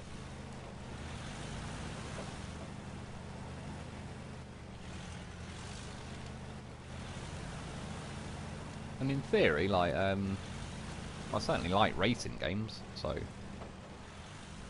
an off-roady game like this with racing, in theory, would be my kind of thing. But saying that though, is that Dakar game or whatever, does it actually have sort of off-road terrain physics like this, or is it...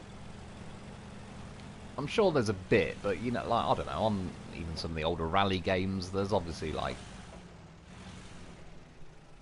you know, they portray that there's like, you're driving along mud and all the rest of it. I'd say this game, I can't think of any other game that kind of goes to this degree though, with like deformable terrain and all the rest of it.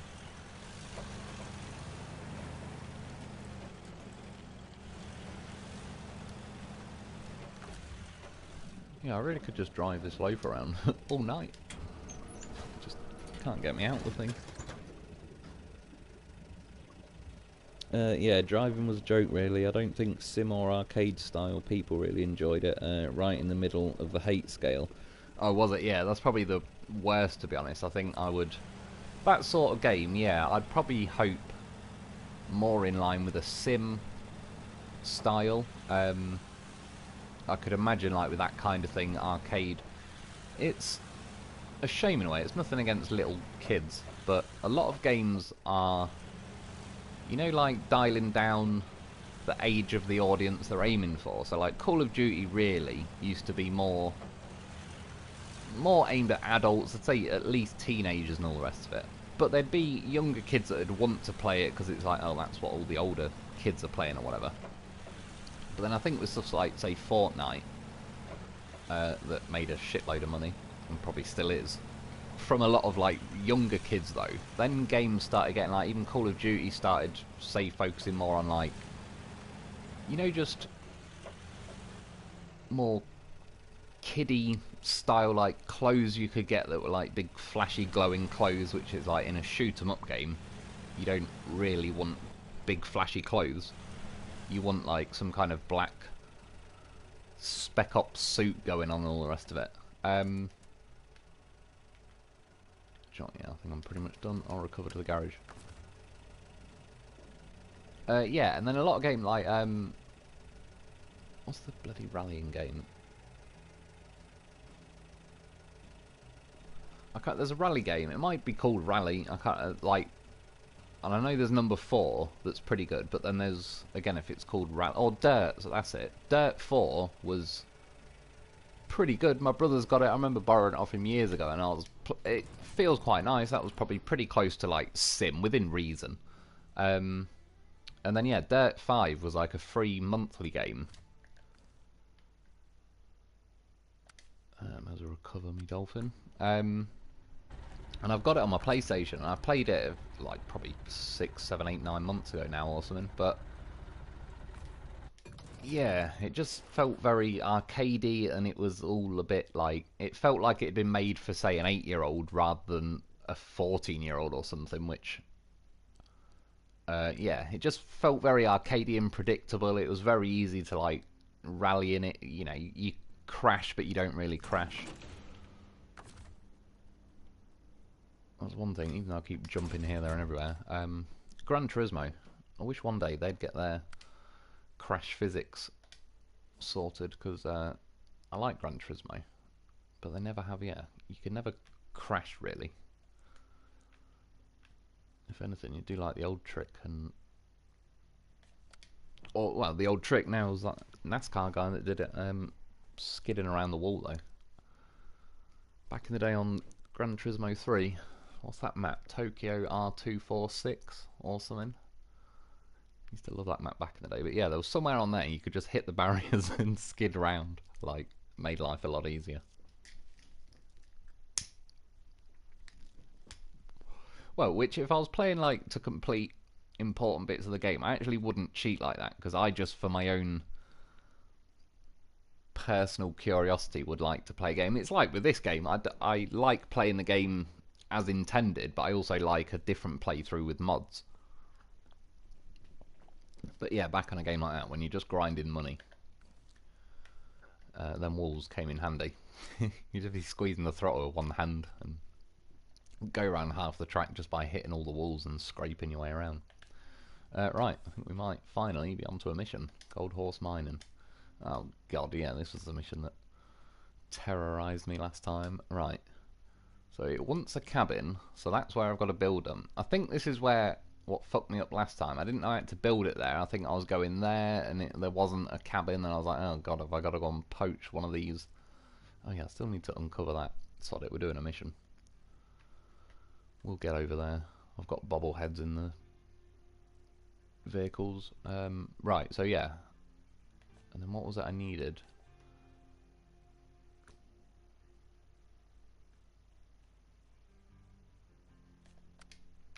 Use this 357 Magnum.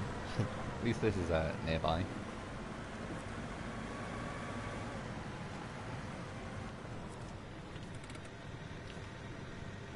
Cargo container and wooden planks.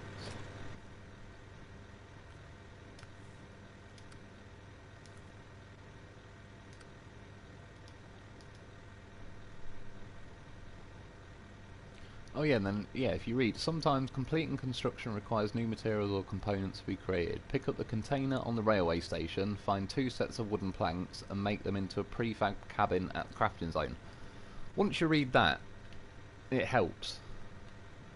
Which I definitely didn't read that at first. Right. And then 2 wooden planks. Which I am just going to poach from one of these places. Where the hell am I then? Oh yeah, I'm in the, in the forklift. I'm going to come down here so that we'll poach that one. Yeah, I think I know where I'm going after that. He says. Famous last words. Railway station. So just remember to go there. For the cabin.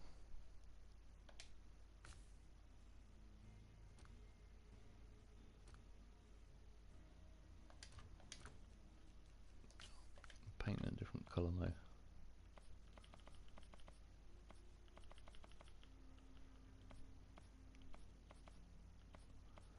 Jesus, that is like, that's too green.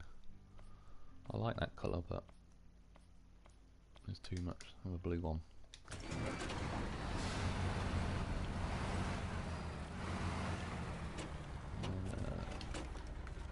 as well just get a ramp flatbed, I suppose. Goddamn horse.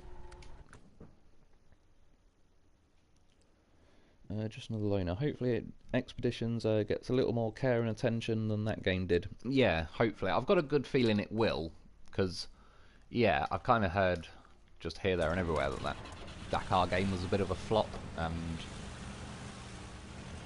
I imagine it probably didn't make a hell of a lot of money. Probably did alright on the back of, like, you know, this game being good.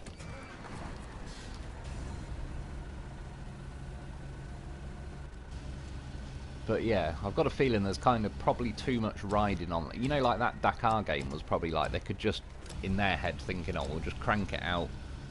Like, they've already got SnowRunner that's not that old and all the rest of it. Whereas now, I think there'd be quite a lot riding on, if that Expeditions is a crap game. Yeah, they're now kind of stuck with SnowRunner being a 4-year-old game. If the Expeditions wasn't very good. Yeah, I kind of wouldn't leave them in the best position. Whereas that Dakar game, I think they could kind of afford. I bet it wouldn't surprise me if, like, as the company, just put very little time and effort into that game, like, compared to something like this.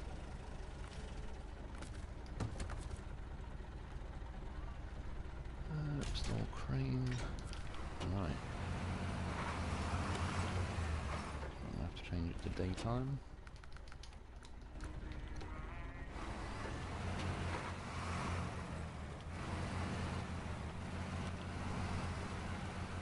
Yeah, because this is the map where I got like a 8-slot trailer and put about 20 odd loads on them and all sorts.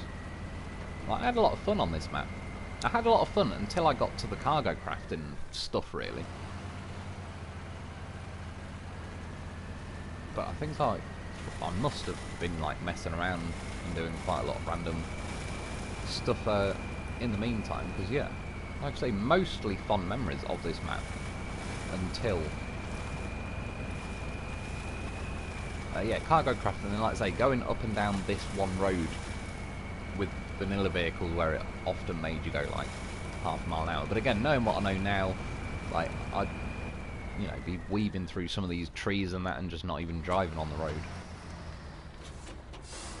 Since it's a much more forgiving ground.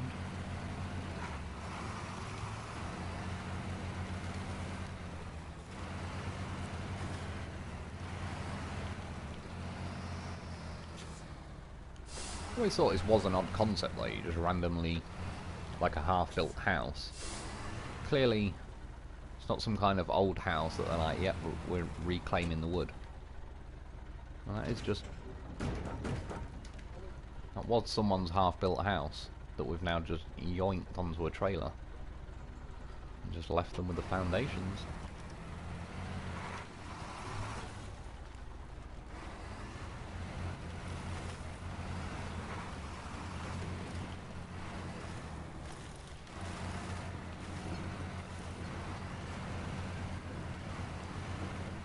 Yeah, this map is a lot quicker though when you've got an AGL mod.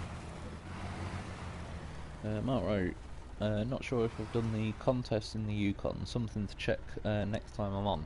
Yeah, true, I'm not even sure, like, it's one of them, like, tonight I was and ahhing, I was considering,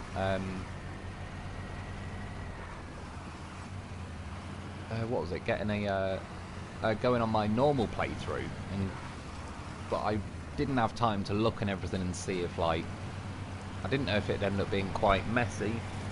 I was going to go on my normal playthrough though and kind of tidy up, yeah, go and do like contests, that sort of stuff, and just random missions, but I didn't know if it'd end up being like, oh, I've got to load this map up and there's only one mission and all the rest of it, whereas then yeah, I just thought to myself, like Yukon was one of those that I didn't even really do a lot on my normal playthrough, let alone like, yeah, the mod playthrough, so I kind of knew at least there'd be pretty much the entire map's worth of missions, like, to pick from. I'm not sure if I am going the right way. No, I'm not. I wanted to go that way. Turns out I should have drawn a line after all. Right, and we'll be good from then. Oh god, I've got to turn this trailer around.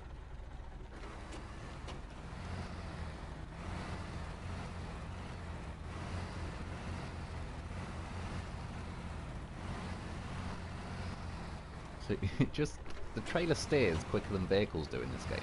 I don't think there is any... Sometimes it goes well, but you know what I mean? I don't think there is any actual, like,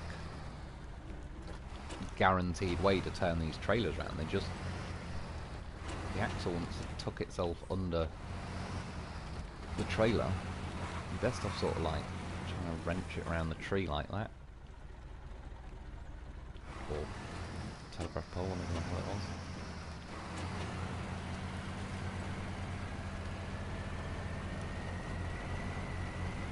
Anything to not have to reverse the trailer. That's one thing you learn with a ramp flatbed. Bryce Pearl Gaming, hi Mr. Lone Wolf, how are you? Yeah, I'm not too bad, cheers dude, how are you doing? Hi JJ, the real Kestrel, hello Wolf, greets from Canada, how's it going dude? Good to be joining us for the old stream. Yukon, that one muddy path over and over. Yeah, that's the bit that did kind of is one of my final memories of this map. But like I say, certainly with mods, I think you can be a little bit more loose with the direction you're taking. But yeah, I do agree, it was a bit... What they needed really was... where is it, like, the garage is there. They needed like a proper road just cutting over to this side or something that was, say, in the middle there, because it wasn't really... You can go around this top way, which I actually do in the gameplay and review videos. Oh, I wonder if that's why, actually. I've probably got, like, I ended up having a lap of the map uncovered. Yeah, because I like driving up this waterfall and all sorts of stuff, but obviously that's not... If you're just trying to crank out missions, you don't really want to be going around the top of the map and up a waterfall and all the rest of it. Plus the vanilla trucks are not going to be too keen about going up that waterfall. But yeah, it was just this same like road down here and round there, and so much of the missions kind of hinged around that. Which, like I say though, if I had a truck like this, that wouldn't have been as noticeable.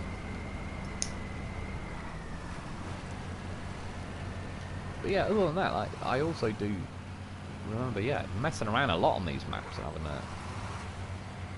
quite a good laugh with the lopes and all the rest of it. Which I really did that was me failing to steer at all for some reason. Justin Lynch, we'll head it off, see you guys. Yeah, I appreciate it though, cheers for popping in. Enjoy the rest of your night.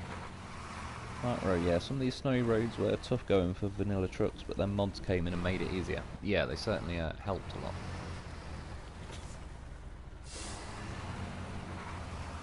But I think by the time, like, when mods came out, I started then just playing with mods. I think I even went on, like, them summer proving grounds, that sort of thing.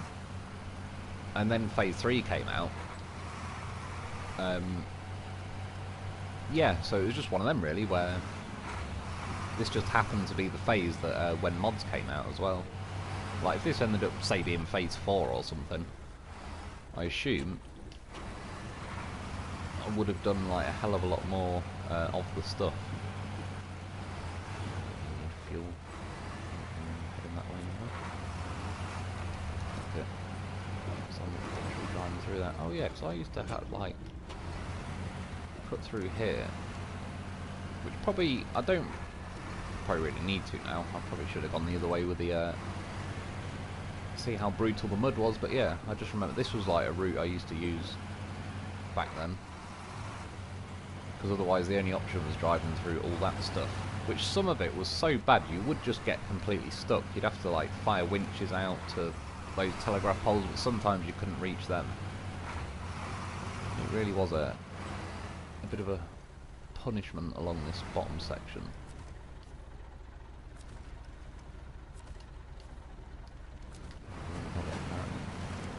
Yeah, well, we'll try driving this through here, but again, the fact that this is an AGL Dolphin, it's obviously going to do a hell of a lot better, since it's got like modded tyres and all the rest of it.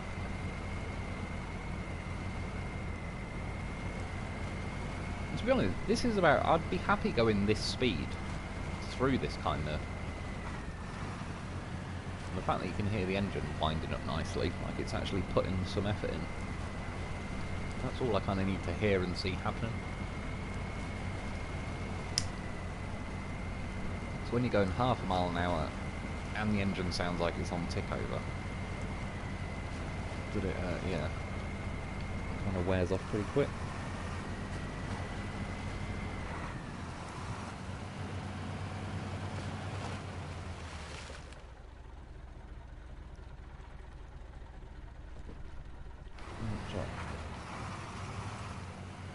Robert Hobbs, hey SnowRunner, did you buy Red Dead Redemption 2 yet? Lol, it's 70% off right now. I actually have it on my Xbox, but for $30 I bought it today on my PlayStation as a backup. Do you know what, I haven't though, but cheers for letting us know, because I'll go and have a look if it's 70% off. It does sound pretty good. And yeah, it's one of those games that it's certainly on my list of games that I want to play at some point, because yeah, I've heard certainly good things about it, and Rockstar pretty good at that sort of stuff. I played the original Red Dead, and yeah, that was bloody good as well. I completed the whole game. Again, it's one of them, funny enough, for the last like couple of months really, I've had a few random games on my PlayStation that, you know, like I've played previously and I've got most of the trophies, but there's just like one or two that I left that I needed to get. So I've been, yeah, just jumping on a few random games and trying to, like, complete one or two things. I'm going to go into that one. But yeah, Red Dead was, I was just going to say, it was like, it was all on my old PlayStation account though, so a lot of games like that.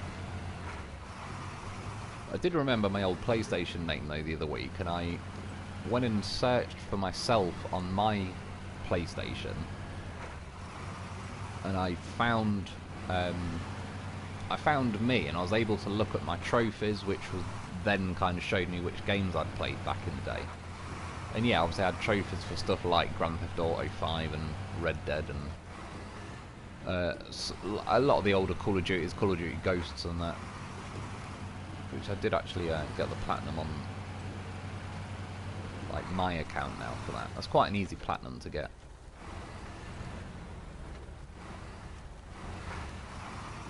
And yeah, like, it's one of that Aliens game. One thing I did like about that Aliens game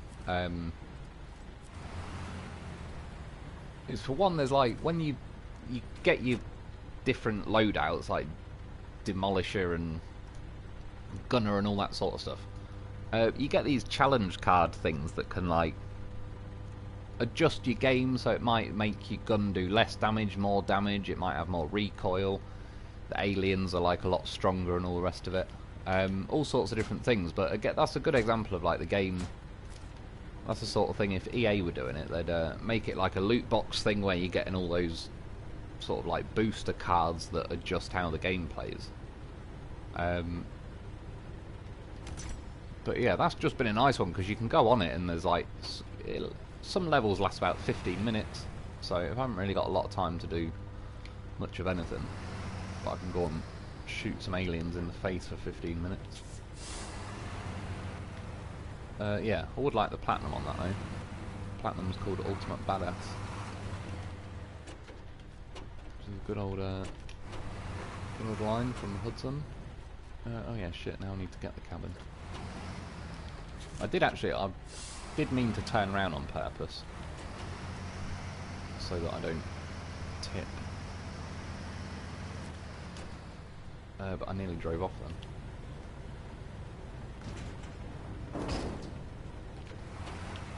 Right, and then did it want it? Was it at the railway station? That's the hangar. Close enough. Yeah, I mean, this is one of the missions that did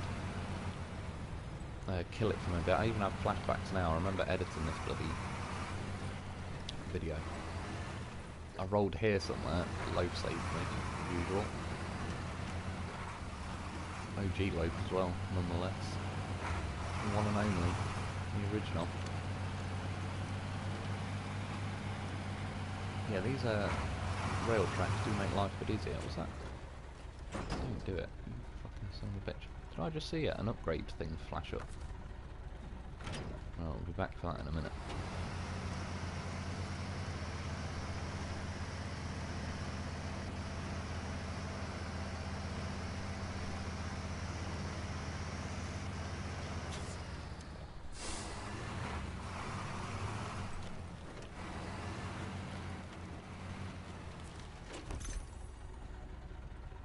Kind of engine. What's it for? Oh, Acteon, the Crocodile, the Bandit, the Zix. 5368. What the hell does it? I don't remember what that vehicle is. Oh, is that like that little? Is the one I called the off-road snail?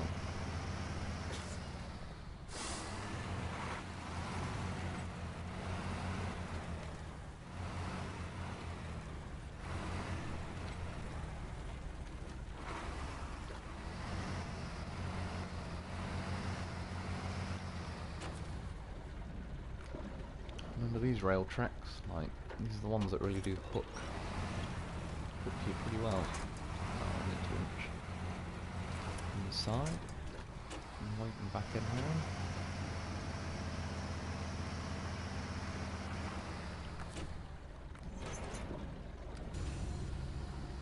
I think the best thing for now is to fly it like a kite. I wonder if I need some expert level stuff. I wonder if I can fly it, and then whilst it's flying, it lines up with the trailer, and then I release it, and it lands on the trailer. This could work. Gonna need some Jeff Special to happen. I have a nice straight bit of road though. Kinda need to do it along there. I'll Change the time of day. Right. This could work. We'll see. More speed than that. Need some Jeff Special going on. Nope. I think it got me instead. Oh well. One day. Get back in there though. It's close. Oh, what a goddamn horse. What was that sticking up in the air? Is that the other half of my crane? Yeah. I was saying that, I need the cabin still. Get back soon, like. I wonder what it's going to do now with my crane. There you go. The crane might be going mental. I'm not doing anything. I'm stuck pretty well. What we need is a bit more power. That's what the game is trying to tell me.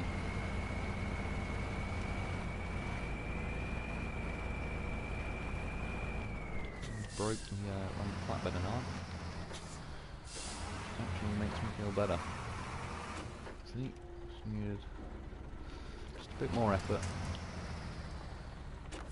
I'm saying that now. Oh, loaf, the goddamn horse. He got out the sideboard. So put the cabin in. It all makes sense now.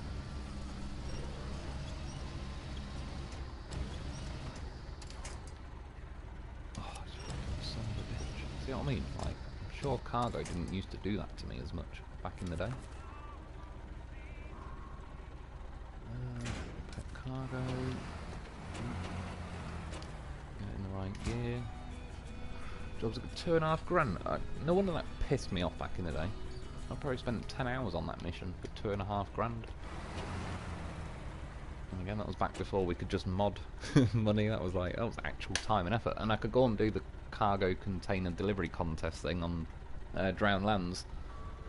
That used to take me, what, like 2.5 minutes or something? And I think I'd get about 3.5 grand or whatever it was. 4.5, 5.5. Anyway, that was one in the bag. 2 hours into the video, and we did one. 2 hours into the live stream even. Oh god.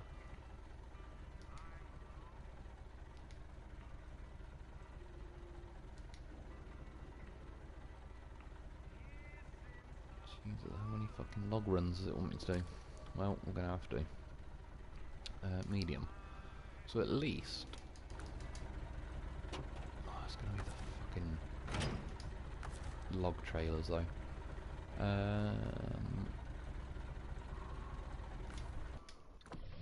Cover. Oh, shit. I'll cover again.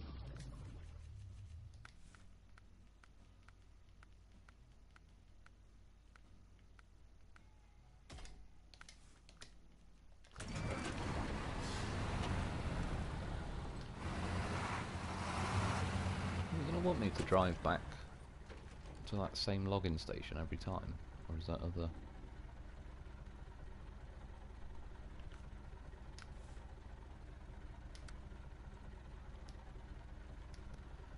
Bill's house, Stevenson's house, Hunter's cabin, and Frank. Oh, they're on Big Salmon Peak.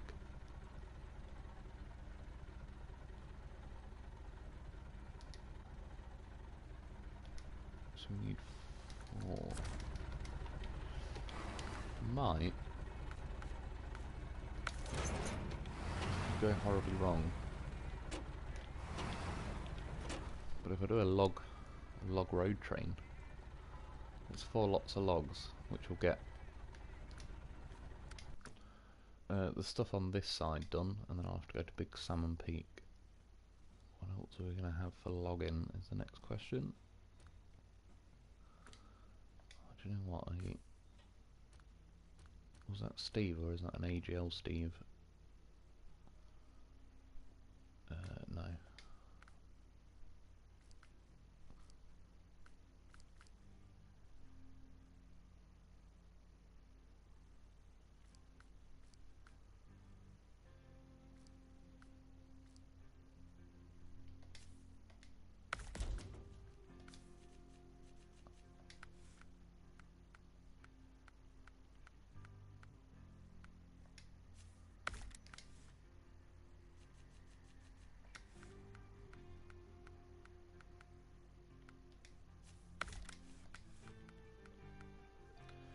Well, it's not really these vehicles that I'm worried will tip, but towing the trailers, especially a road train.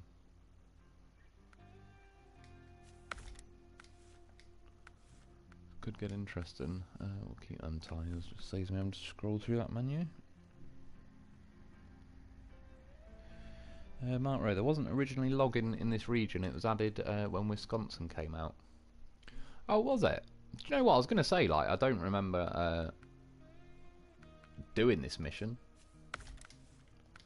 but there's a fair few of the missions that I didn't do that were in the game originally. But yeah, that makes a lot of sense actually. They did, didn't they? It was Wisconsin when login first came out. I was just, I don't know. I was going to see if it'd let me have a logging crane as well, but no. Did I fix everything up?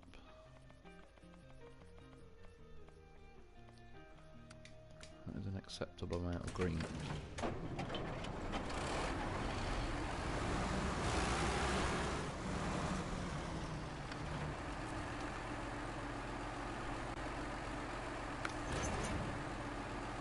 gonna have to get a low flight. Those. Where are they?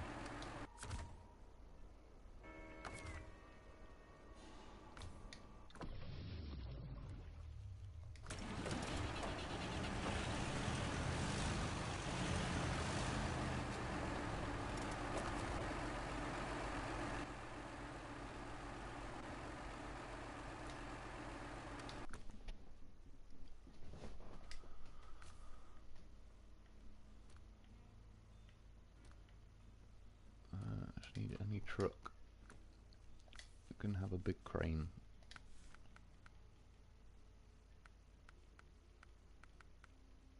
Oh, I thought I would be able to have the big one. That's what she said.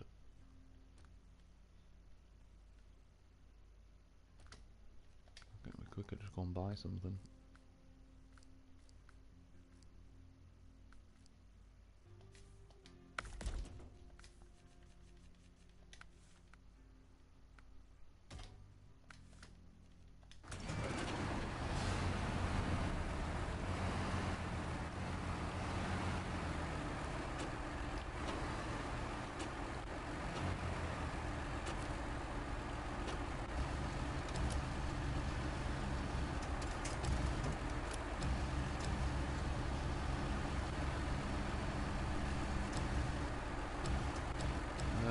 So I'm really enjoying the Ontario maps at the moment. I'm a little halfway through, and then I might ease up on my SnowRunner play. Getting a LI. Assumes there might be more comment to come. That's what she said. Oh, getting a little bend. Oh, that's funny. I've never noticed. So there must be like some kind of word cap, maybe then. Because on my TV, I can only see it ends at getting a lir, but then if I see on my phone, getting a little band out. Which, yeah, every now and then it's worth, like, when you feel like that. I've sort of done it, even with the SnowRunner game, it's kind of ended up... It's not really been, like, specifically the SnowRunner game. I've just kind of, between when it gets, like, a new phase or whatever, I kind of try and prioritise getting videos of that done, and in the meantime trying to when it's a bit quieter, like, get other stuff done as well. But yeah, it is where, like, every now and then I do sort of get burnt out, but if you sort of give it, yeah, stop playing it a bit or whatever, you know, like before it really gets on your nerves. Because yeah, the best example for me, why is it not offering packed vehicle? What was the game? It was Call of Duty. It might have been the Modern Warfare one. I got the what was it called? I can't remember the name of the camo now. It was like a Damascus camo, I think it was. Either way, it was like a ridiculously long kind of grind to get the camo. Why it's not offering me pack the vehicle? Yeah, and I ended up burning myself out, like, to earn the camo, and one of the last videos I did on Call of Duty was where I unlocked the camo, and was in theory going to have, like, a video showcasing the camo, but I burnt myself out that bad getting it that I just didn't even feel like playing it anymore at that point. So I still, to this day, in fact, every time when I go through my PlayStation footage just like free up some memory, yeah, I've still got like the video of when I finally unlocked the camo, which, yeah, was just a seriously long grind. You have to obviously like level up every weapon, but you just had to do loads of stupid things like lean round corner kills with every weapon and all the rest of it, and crouching.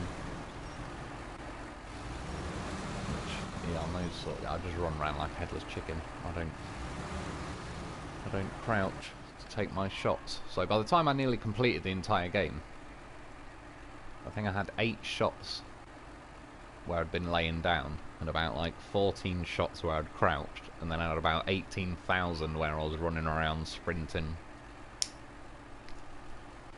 But yeah, it made me go through each weapon.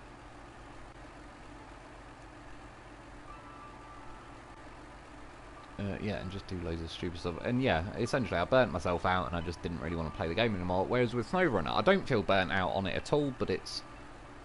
again, the last few months I've just been a bit of a mad time for me. But yeah, normally it's like, if you're sort of getting burnt out, give it a bit of a rest. Go on a different type of game. Or it's like a racing game or something.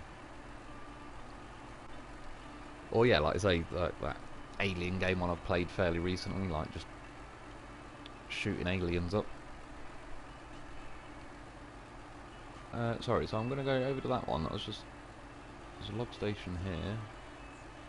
I'm assuming both have medium wooden planks. I don't know. I'm not clicking on this one now.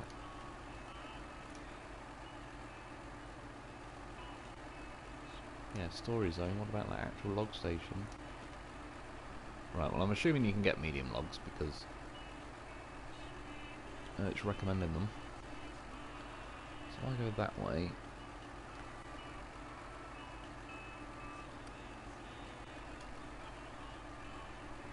Bill's house, all the way over that side.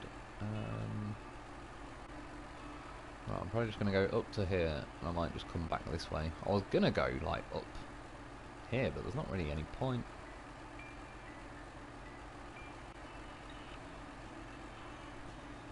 It'd be interesting, though, to see if a log train can get up there. I might end up going back that way to take some over to Big Salmon, yeah, because that's going to need 3, so I'm going to need at least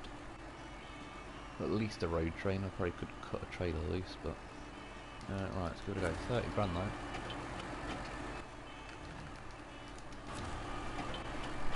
I do remember though, some of the missions were pretty massive on this play as well.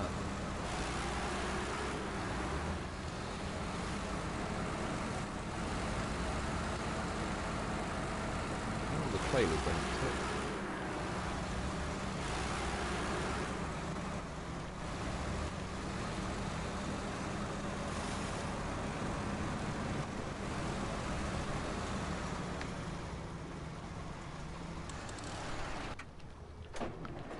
Rob Tobbs, sorry I'm very thorough in my chat. No, it's all good, dude, carry on. It hasn't been getting on my nerves since I discovered the mods. Alright, just been playing every day, all day. Yeah, that's the thing though, like, it does every now and then, like, there's any game really, even, you know, say Grand Theft Auto or, like, even when I played, yeah, the original Red Dead anyway.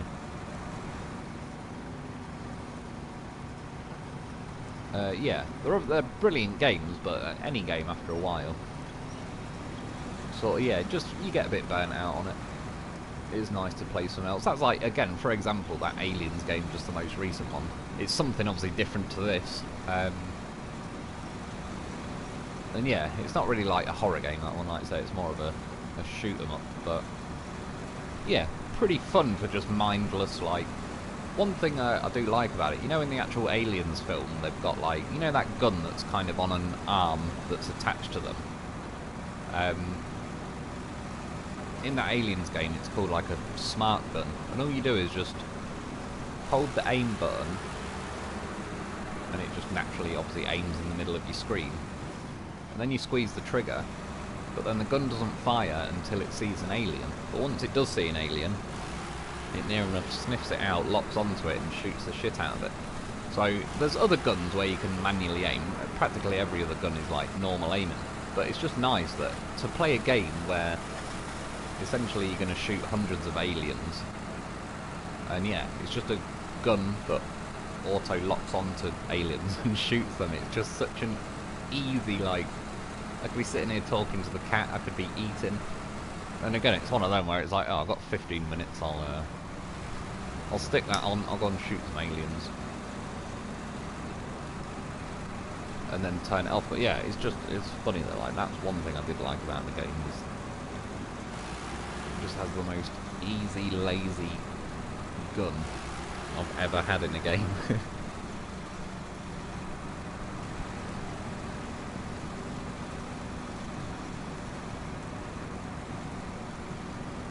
Yeah, that's it. At some point, I do need to play that. Oh, I want to play that Alien Isolation game, which is more of a horror. And I've played the beginning bit of it.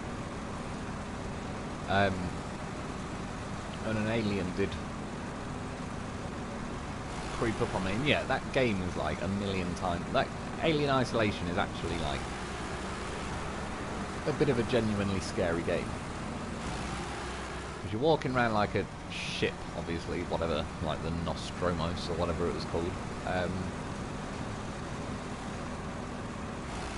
But yeah, the way they programmed the alien is like, if you imagine the map you're on is like the whole map, and the alien is like, they programmed it where it's sort of independent of, so it's not like a set game where it's like, oh, you get to this level and then the alien's going to jump out here. Like, you could play that game and then play it again, and the alien might find you at different points, but the alien is actually like its own kind of rudimentary AI, really, for like games back in the day, where yeah, the alien just kind of roams around and it's trying to find you, but it doesn't actually know where you are on the map, and you don't know where the alien is necessarily. But there is no set kind of like pattern, so you are literally like going around a map. But it's more, say, like the Aliens game where you just shoot them up. It's not scary. Every alien you see, you just shoot the shit out of it. But in that Alien Isolation game, once the alien finds you, it just beats the shit out of you and kills you. So the object is to obviously avoid it and hide from it. But yeah, it just, if you get into the game, I was playing it in the middle of the night, kind of headset on and that with the, yeah, you can hear it rattling around in the like air vent or ducting or whatever, and that game was genuinely pretty scary. But yeah, that one's Alien Isolation, the one I got free on the PlayStation. Alien, it's something like Elite Fire Team or Fire Team Elite, something like that. And for a free game, again, like, I didn't pay for it, it was just one of them monthly games. It was, yeah, not too bad.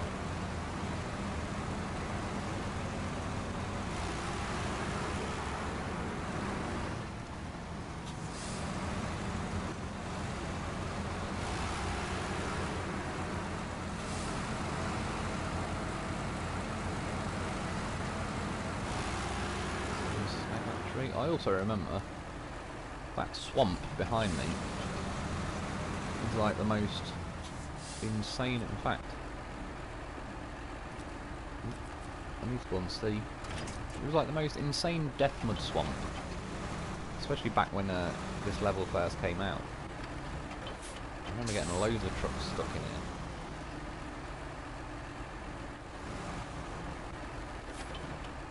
Other than the fact there's shitloads of unkillable trees all over the place that do that to you. You can already see what an absolute disaster. I didn't even make it half a truck length in, and we're officially fucked. To be honest, it doesn't help having the login trailer add-on, or the login add-on, because catch into everything. But yeah, driving out to like that rock.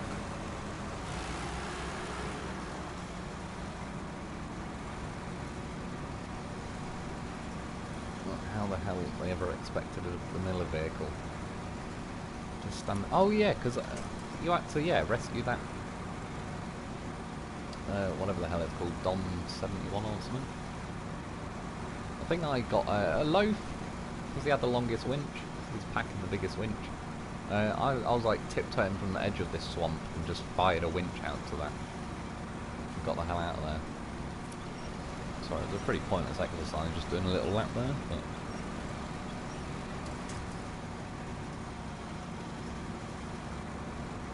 Matt wrote, yeah, sometimes I don't play SnowRunner for a few days and play something else instead. Yeah, exactly. Or even when I'm doing like the daily like videos now, which I admit certainly not really done recently, but I could play a mission and like it's not actually that long on the game. It'll be like the editing that might take me a little while as well. So it wasn't too bad like doing that, because it's like a little in brief doses. Like the amount of time I spend per day, say playing the game and editing, adds up to a lot more than like if it was just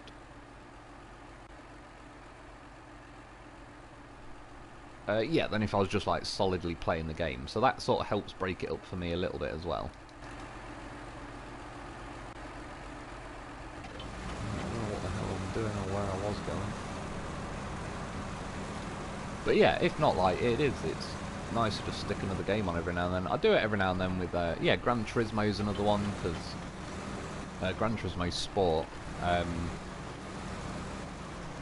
when you go on there, there's like, if you do a certain amount of distance, you win like a free car as a daily kind of free prize. So every now and then, yeah, I stick that on for half an hour, get like a Mazda 787 or something, do a couple of laps the Nürburgring, get my free car,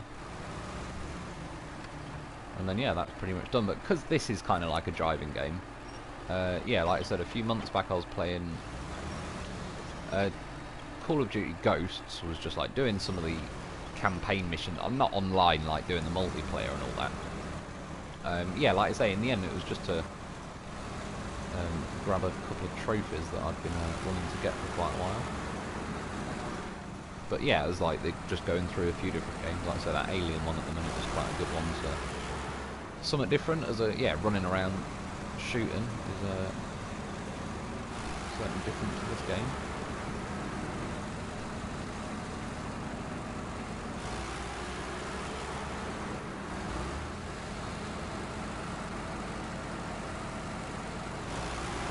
As well, because I watched The Thing the other day. That's a game, like, on the PlayStation 2 or something, there was a game called The Thing, and I never played that. I always wanted to. Kind of one on the... I don't know if it'd be one of them games that feel really kind of dated and old now. Some games kind of are alright when they... even if they look kind of really dated by now. Some just don't age so well. Some of them... I'm just thinking, actually, I was going to turn around.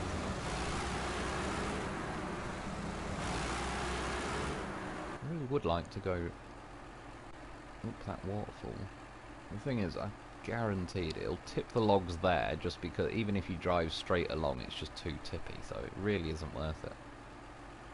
I could do it, but I'll tip, and then I'll just have to pretty much start the mission again anyway, because it'll be quicker than bringing something with a log crane and trying to manually reload everything. I mean, I imagine, to be fair, the trucks would get up the waterfall pretty easily. So yeah, these the trailers are just too ticky.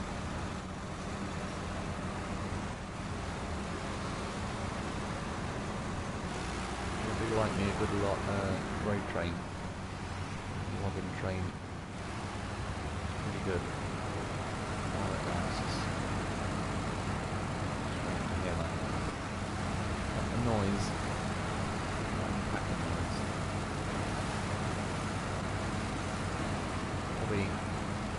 probably will make it into the list of noises I just naturally don't like anymore. Like I said, there's the sound of a rooster, like the old Nokia phones. The alarm clock was a rooster, and I hate that noise now.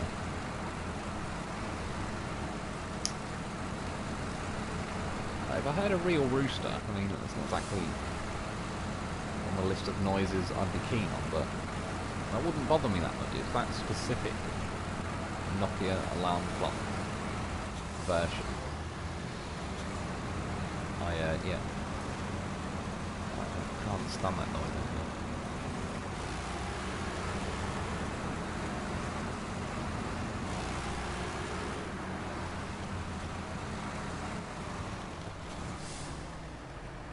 Not right. GTA 5 had a new DLC update just before Christmas, so I've been playing that more. DLC update, is that like on the online stuff then, or is there some single player stuff? Because yeah, that was the Grand Theft Auto got its source code or something leaked around Christmas, which I think, again, like for most people it doesn't really make any difference, but I think for like other companies and that, probably going to be pretty interesting. But I don't think it really means anything to like the average person playing Grand Theft Auto. Like it's not some like cheat sheet thing. Do you know what, games need to have, remember like cheat codes used to be a reward like for completing games and all that. You don't have as many cheats in games these days. It's a shame. I wonder if Grand Theft Auto 6 will. If it'll still have the old like L1, R1, L2, R2, all that sort of stuff.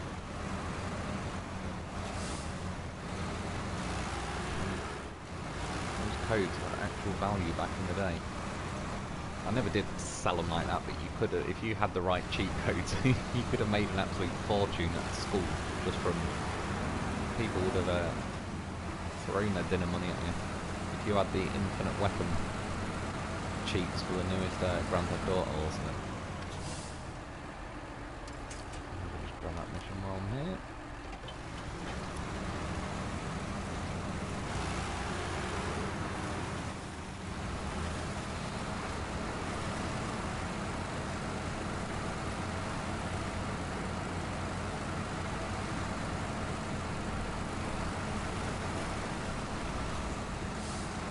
Deep hole. Rob Tobbs, I love the song that plays at the garage and fuel station on this map. I don't think it's this one. I did hear one earlier. There was like a bit of a country song going. I do know what you mean though. There is one of them at one of the fuel stations or whatever that I do quite like myself. It reminds me of, I don't know, something like Frankie Lane, Don't Tempt Me In or something. I know it's not that song, but I like that song. It's like the song at the start of the film Chopper. Don't Tempt Me In. Pretty good song for it.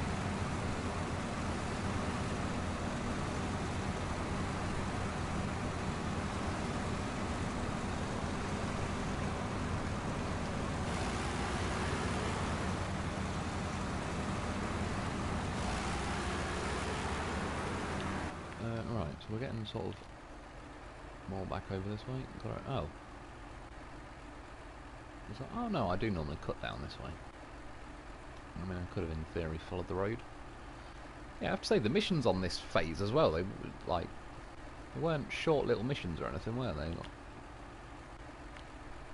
I think especially with vanilla trucks, I'd struggle to get this mission done in like one. I'd only be able to do it at 60 minutes. Well, saying that, I've got my road train, but yeah, there's no point in taking like a whole road train. I may as well come down to like here and then split them up. Send one that way and send one that way.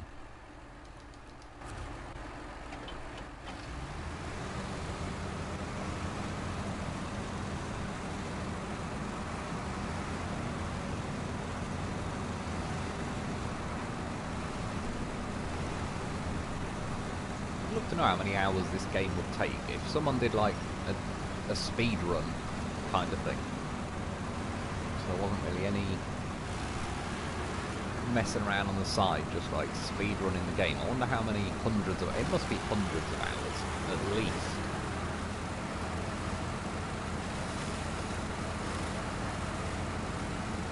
Like even Grand Theft Auto, I used to play that a hell of a lot. I think you could 100% Grand Theft Auto way quicker than like this game. If you just got the original game, not all the DLCs, probably wouldn't be too crazy, but yeah, to complete like the whole game and just say for the sake of argument, like when Phase 12 comes out, which is going to be another 4 maps and all the rest of it.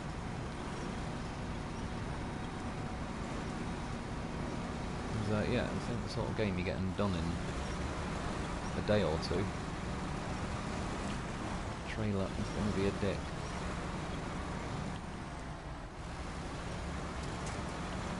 I think it heard me.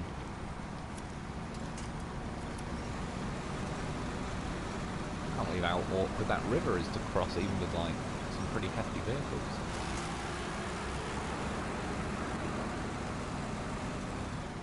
Do it, trailer. I'm thinking about it. Right. Get one down.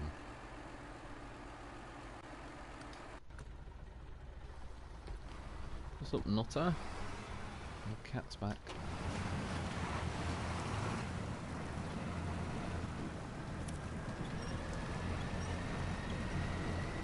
I'm going the wrong way through the current, but I used to cross here in like normal vanilla trucks. It's not really like not the trucks struggling, it's rocks on the I just don't really get any grip over them.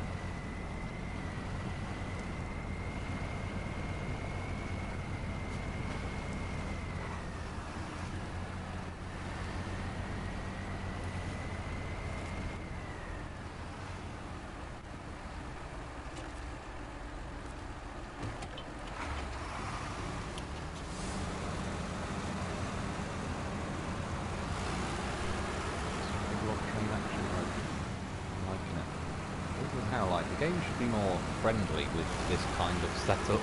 Like, I get the feeling that the game doesn't want you to do this.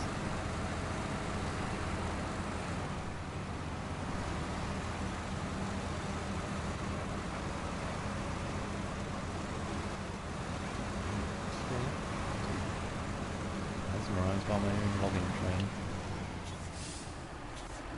Not really. If you click on the log station icon, it tells you what logs are there. I was trying to do that, but it kept jumping to the that storage thing with the wooden planks in.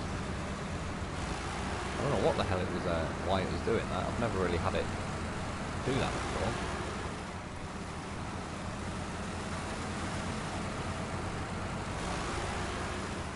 Just another loner. Gran Turismo 7 on PSVR 2 is heavenly. Gran Turismo 7. Yeah, that's the latest one. I've not played that one. I would like to get that at some point as well. The one I've got is still Gran Turismo Sport, which I think is fairly old by now. Like, been out here a good little while. Yeah, VR. I've never tried that as well. I would like to try that one day. Funnily enough, it was only the other day, like I've seen a YouTube short of someone, it was that Alien Isolation game that they were playing in VR, which, yeah, I'd imagine a horror game would be pretty scary.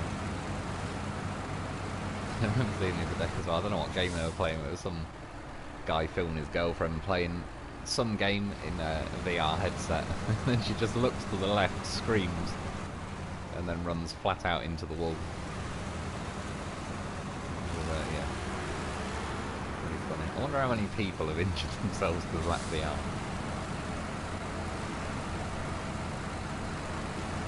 Because how do they get around? Like, say if I'm wearing a VR headset and I was on, I don't know, just say like Skyrim or something, like Elder Scroll Oblivion, that sort of thing, just for like, how do they get around? Do I run around using my controller? Obviously I'm not running around. but then when I turn my head and all the rest of it, it will look around in the game. I sort of get all that, but yeah, it's the... How do people get to the point where in VR, a VR headset, they say they're playing a horror game, and they see something, and they just... You see them in their own living room, like, yeah, run off the other way and smash into, like, the cabinets or run into the wall or whatever. Is there, like... Yeah, why are they running in the first place? Because... Obviously, if you had, like, the best case scenario with some VR headset, you know, if you could have some kind of, like, 360 treadmill thing you're treading on, and every time you walk, it kind of moves, so you stay in the same place, but you're actually walking. So say if you're walking around Elder Scrolls, Oblivion, or Skyrim, or whatever.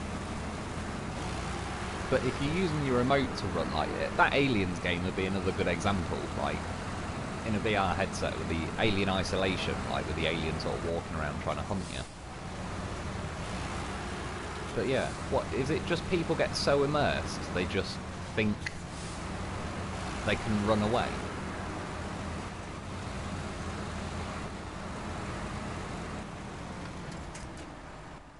Right, at some point I think I was supposed to split my road train. I went a bit further than I planned. Oh god, I've gone off on that stupid turn again. I'm saying that, there is a little cut through there. Do you know what? I'm going for it. I'll leave it alternating. Let's bring this along. It appears there's a slim chance I could cut through the water. I may drown. Scuba loading board though, just in case. But yeah, there was an island kind of in the middle of the water, so in theory it needs to become more shallow at some point. Oh shit, it's not looking like the healthiest of islands there, is it? No. That's what we call deep as a motherfucker. Plan B, looks like I can scoot along those rocks. Just got to get over to there and up to there. Because, let's be honest, I'm probably not going to build that bridge anytime soon.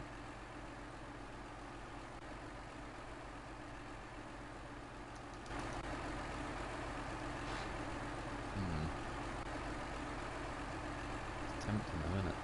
To make it to that bank.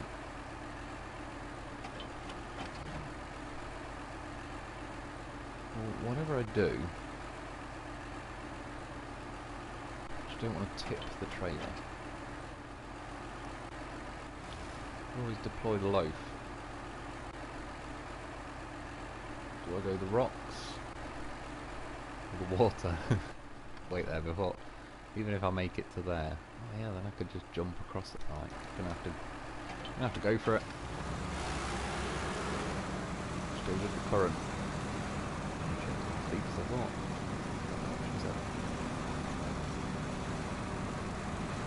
I'm not taking damage.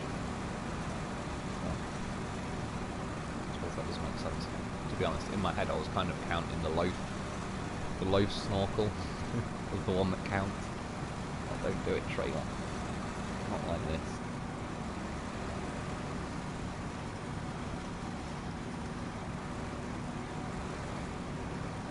How the hell have they not unpacked?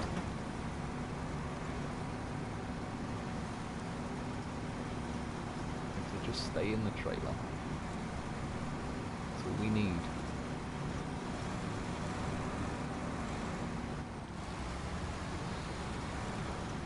I'm caught on some rocks.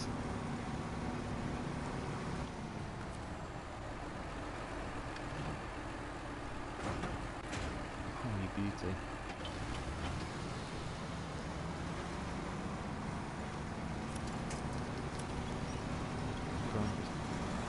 Fire a winch like half a mile across the map. I like it. I mean, yeah, these rocks are just overdone. I mean, if the fucking AGL Steve can't even get over them.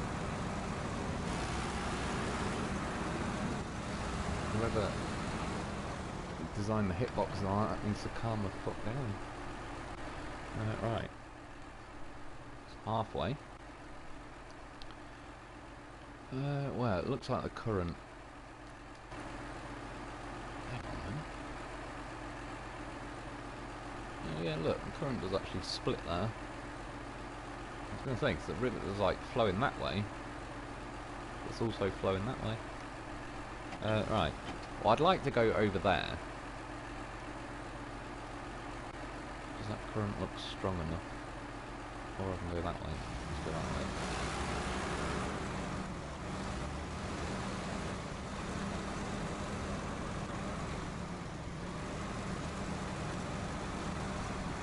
I've got to swing it around the corner before the current starts dragging the trailer around.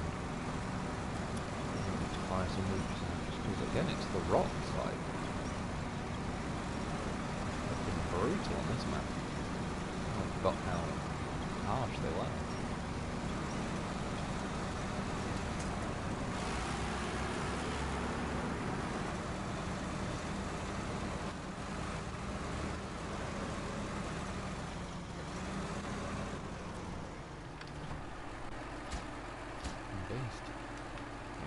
Next time.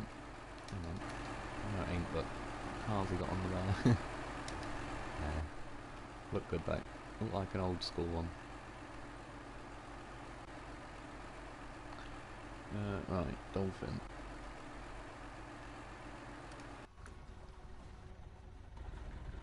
Oh god, I've got to reverse the trailer.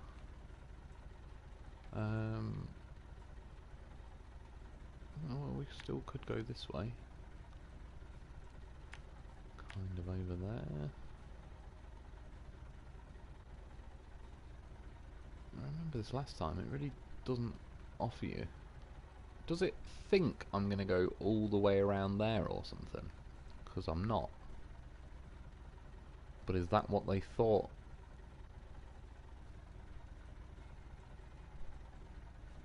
God knows, I'll probably go that way up here.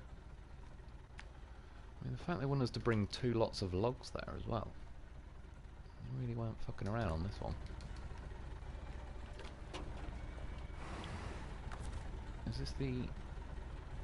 Oh, we've got the pivot lock. Nice. Makes life somewhat easier. So the trailer is kind of swinging around the way I would like to go.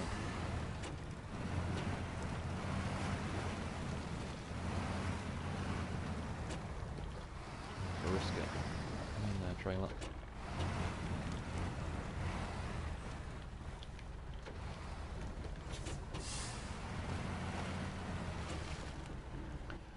Right. Take that off. Like daytime even.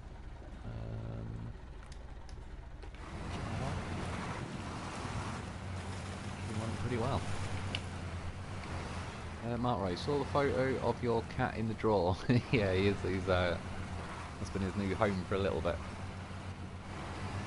Oh well, he was floating around here a minute ago. He'll yeah, at some point he'll just get bored of that and he'll move to some other location in the house. That'll become his new favourite spot. It's funny though, because sometimes he goes up to what is now my brother's room, but obviously that used to be like, yeah, his room. But it's just funny, like, obviously since my brother's moved in, I just naturally think like, oh, that's my brother's room. But yeah, my cat, that hasn't occurred to him. He just looks at it as like, oh, someone's in my room now. So he still likes to go up there. But my brother's got a stair gate on there, just because my brother's got some like house plants that are worth quite a bit of money. He likes all like gardening and that sort of stuff. And when he brought them in, like when he moved in, within about an hour, my cat had gone up there and eaten. I don't even know what the plant was. It looked like something pearls, or it looks like a line of green pearls, but it's not. Obviously, it's a plant. Yeah, my cat ate that. Yeah, so he's sort of half banned from going up there, but yeah, that was like, it was. I think I took it the day before, maybe, but that was him, yeah, chilling in my drawer. Like I say, that's the white shirt. It's the one I've never even worn, and he's already absolutely got it caked up with hair. So yeah, already looks like a mess, and I've never even worn it. Well, I don't know what. I'm not even sure which way the game intends me to go, to be honest. I'm just going to kind of thread it through the trees, I think, and go for it, because I remember this being one thing. Between, like, the road kind of running down the middle of the map, there wasn't really much other choice. But yeah, I'd say I do remember. I don't remember doing the missions, but I remember looking at the missions and thinking, like, what the fuck? Which way does it want me to go to get over to, like, this section of map? I mean, they could have just made, like, a road going up there at this point. Is that a killable tree?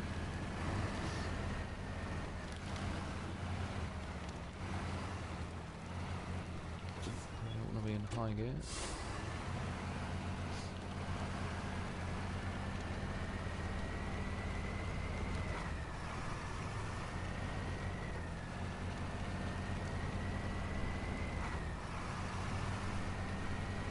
Mark, did you not put active suspension on Steve? It's a good point, actually. I don't know. I may have, but yeah, I forgot to activate it, even if I did. It's one of them I just always forget on this game. That was like originally, yeah. I'm sure it was Fox. Yeah, change one of his mods or whatever to where, like, when you put the active suspension on, it starts out already raised, because I kept equipping it each week, but just forgetting to turn it on. Oh, really? When we get this close? Oh, they're going to slide out the back. That is harsh.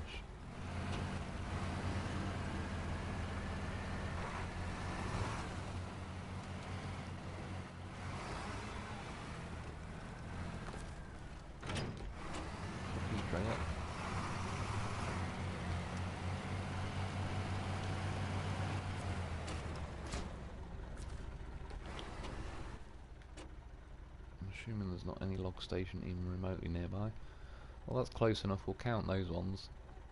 Because I really can't be arsed bringing a logging crane. I'm saying that actually, the garage is there, I'm really not far away. Do you know what, I might take a logging crane, fuck it. It's going to be one of the only times I'm ever going to use one. I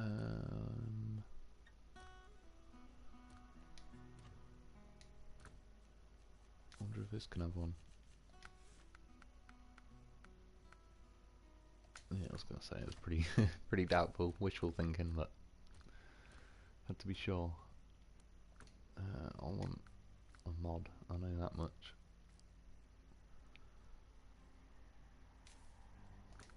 Well, I'll happily get a dolphin, but let's get John, just for a bit of variety.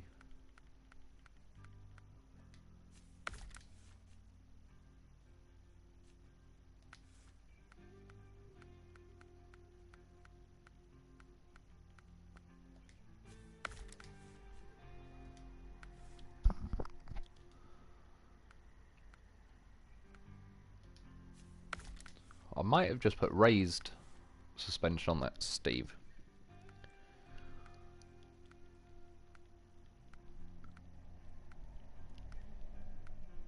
Chris Fritz, good evening, Wolf from Minnesota. Good to see you, dude. I appreciate it, man. Cheers for popping in. Do you know what, I do like the look of them tyres.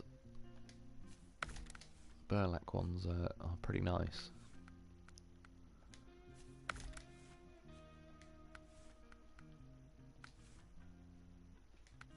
Oh yeah, logging crane. Do you know what, I probably should have checked. I was pretty sure you could, but I was going to say I probably should have checked before I did the whole truck up. The only reason in the end I actually wanted to bring a truck is not really to rescue the logs. I was curious, like, which way they actually expect us to go. Is it all along here? There is a mission there. I mean, look at it. It's just like there's no real good way to get to here.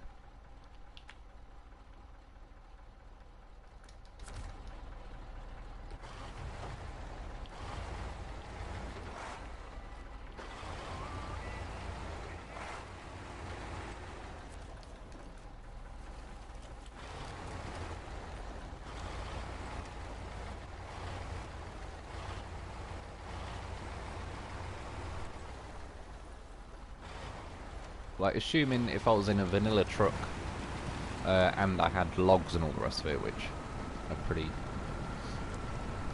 kind of notoriously tippy on this game, you'd assume they'd have some kind of route around there that would not involve having to like thread it through trees and yeah, go the kind of route I just did with the dolphin.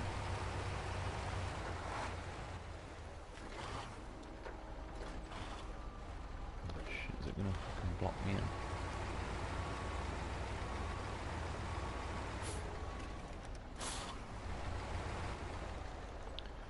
Right, I had a cat that liked sleeping sorry, on an open box of tissues. They do pick some weird places, don't they?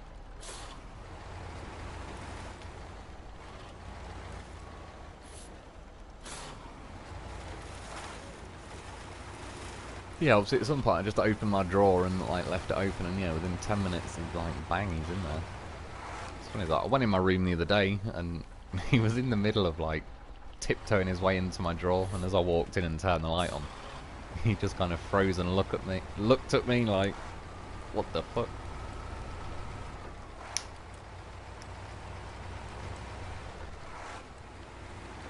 Especially at night as well, because obviously he's like a black cat, so he, at night he's fucking invisible.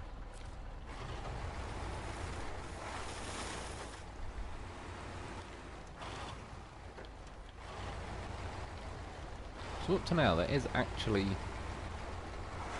a road, technically. But still, does it think I'm going to bring... like, especially that it asks for 2 lots of logs up here. So it's either expecting us to do 2 separate trips, or do what I do and did and have like a medium log add-on and a medium log trailer.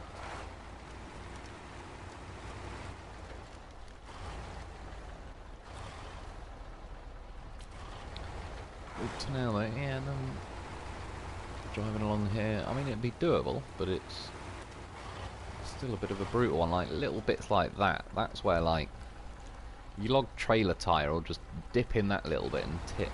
They just need to make the trailers less tippy, really. They should have a bit more weight low down. And then you can go along this ice, which, bearing in mind I've got an AGL and it's got Burlak tyres on it. Vanilla trucks, towing logs. Yeah, probably going to end up more like this.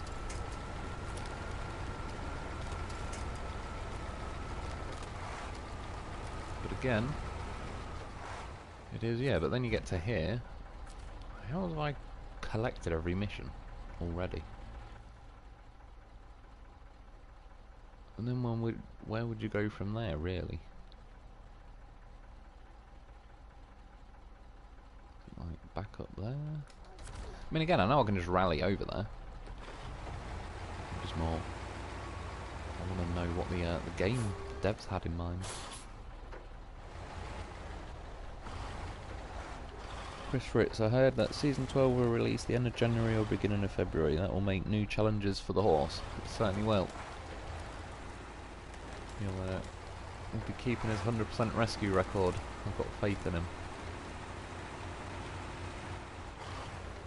But yeah, like, it'll be good. I'm looking forward to it, because it's 4 maps as well, isn't it? So, which I like in general, just because it's a bit like we were talking earlier about you can get a bit burned out playing this game. Like, I find that phases that have got 4 maps I don't feel the burnout as much generally, because between 4 maps there's usually at least something like that you can change up the scenery a little bit and all the rest of it.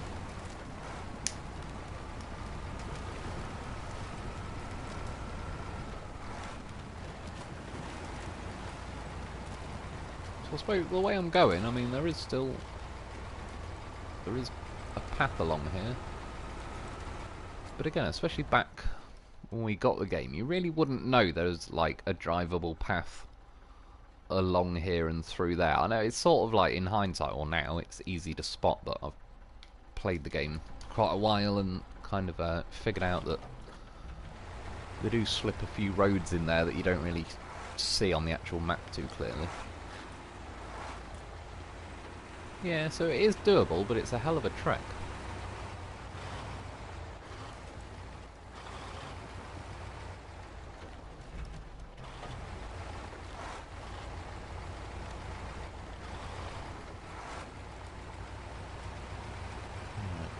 One log. There it is. One log to rule them all.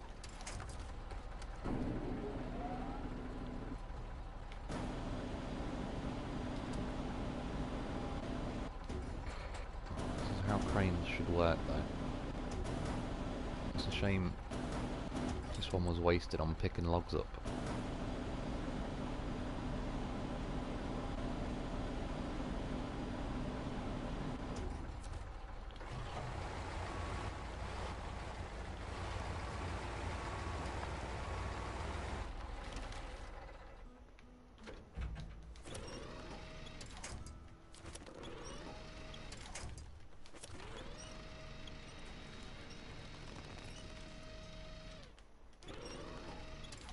Not sure how that works, but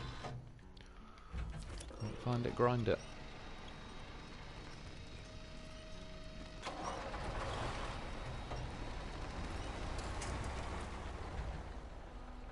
Where the hell my log going? Oh, there it is.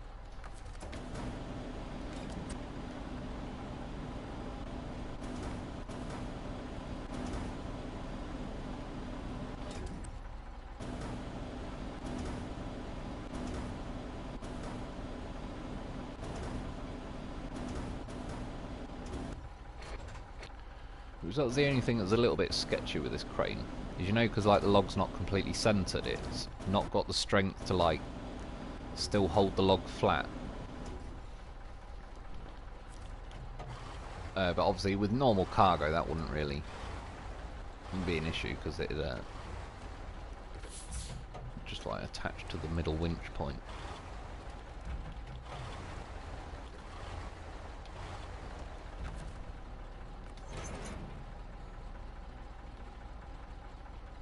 I mean, if I even load it from here,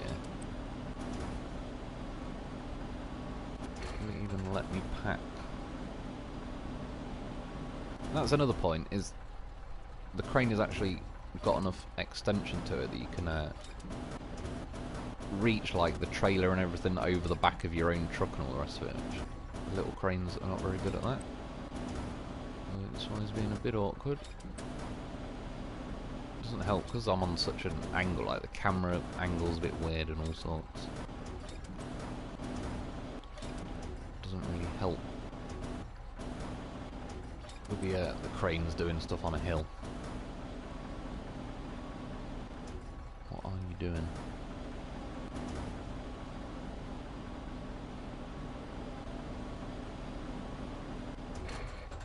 So it's another awkward thing though with the logs. Like, I can't pack that first log just to keep it like reasonably in place.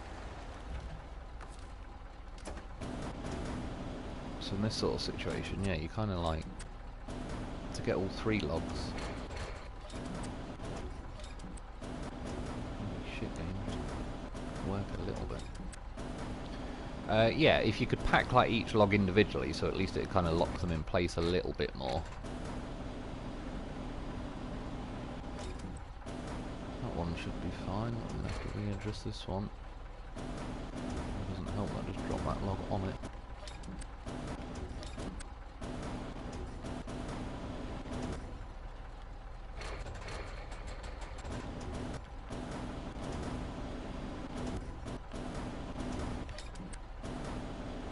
That's just going to be a dick.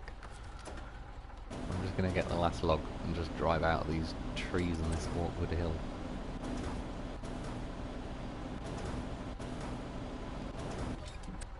So if I wasn't on a live stream, I'd gladly sit here.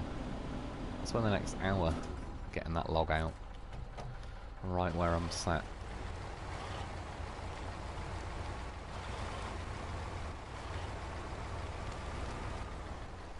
Probably actually helped a little bit.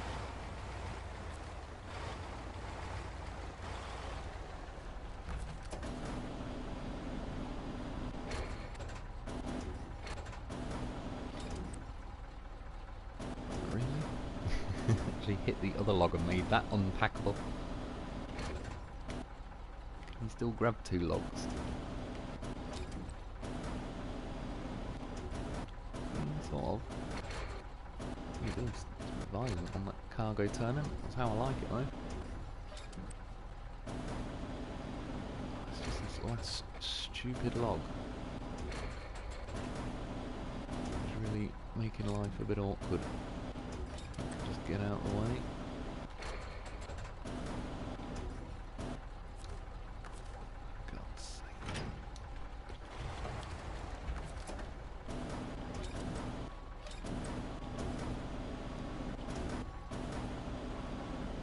You can see why the logging, well, this side of it anyway, didn't really catch on too much.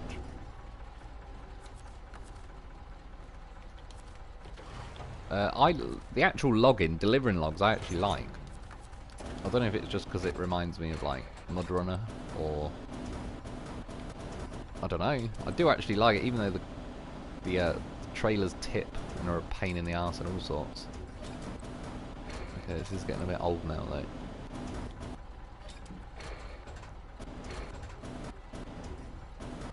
Could be a little bit more relaxed with what counts as a packed log.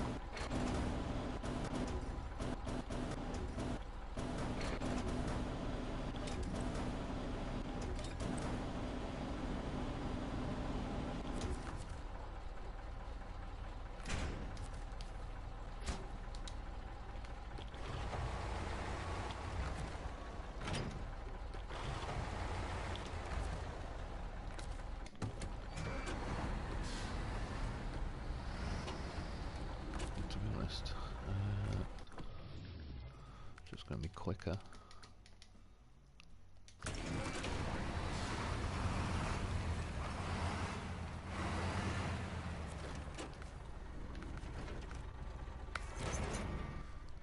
Right, so the other ones want to go to Salmon Peak. Is it worth? There might be a log station over here. So once it's there and there. There is a log station there. Right, which one wants 1 and which one wants 2? Oh shit, that's the station.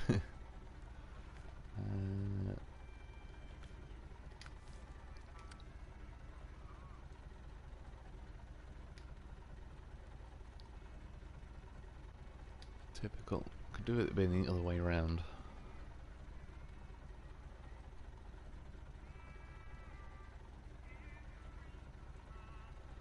In that case, I'm going to take 1 set of logs, go to there, and then get that one and go to there. Is there a... oh, fuck, I've got to check. Is there a trailer store? Which there should be on every bloody map. Yeah, there is.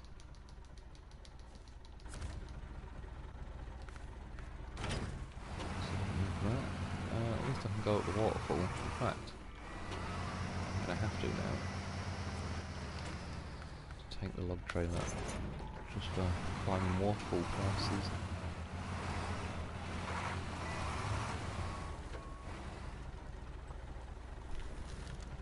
Shit.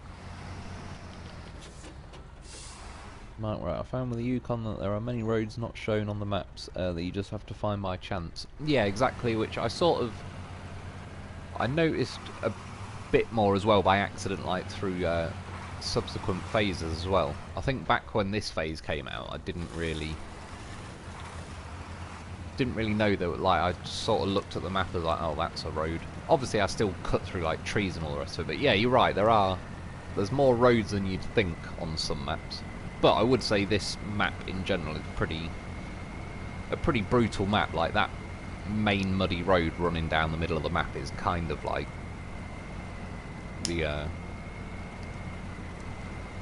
lesser of the multiple evil roads they've got on this phase. But again, as a a SnowRunner game, it's a good map, I reckon. It's funny how, like, I am driving a AGL Dolphin around, and this feels quite nicely balanced on this sort of map, really. This is more how I'd want the normal vehicles to be driving along.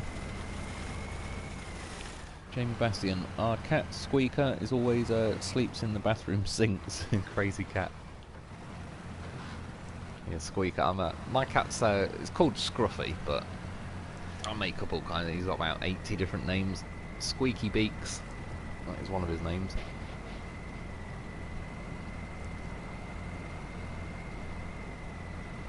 But yeah, he does. He finds some random spots.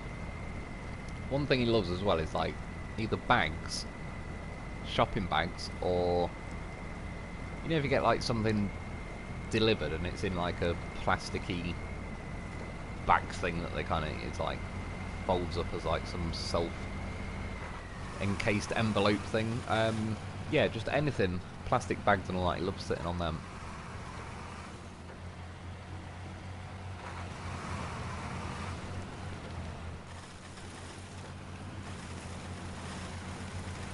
And, yeah, I mean, he's got a pretty good life. Spends about 20 hours a day sleeping. So about 3.9 hours a day waking me up whilst I'm trying to sleep. And then, yeah, just eats.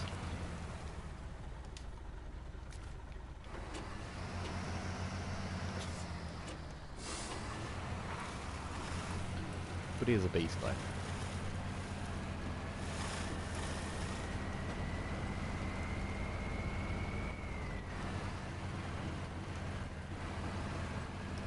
Used to love driving along that section, trying to keep it in, like, Jeff's special levels of high gear and sort of see if you can stay on there without flying into the river.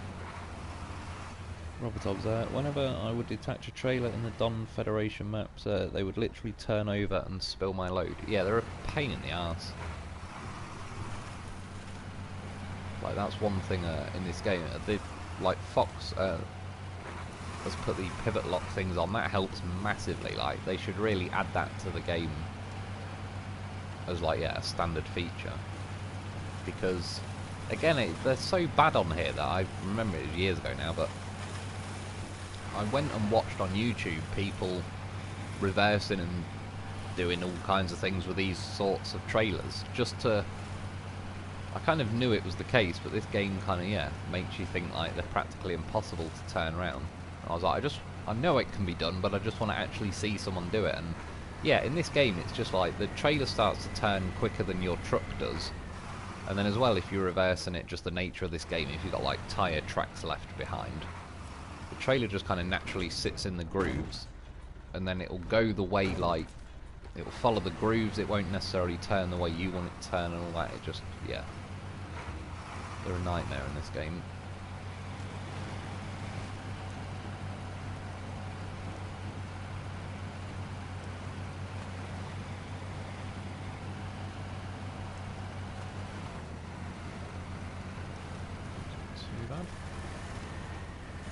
Funny because even though I've never, or like not been on this map, I mean, for ages and all the rest of it, I certainly know this bit very well from the gameplay and review videos. Just get that wheelie then. Damn it, you made it.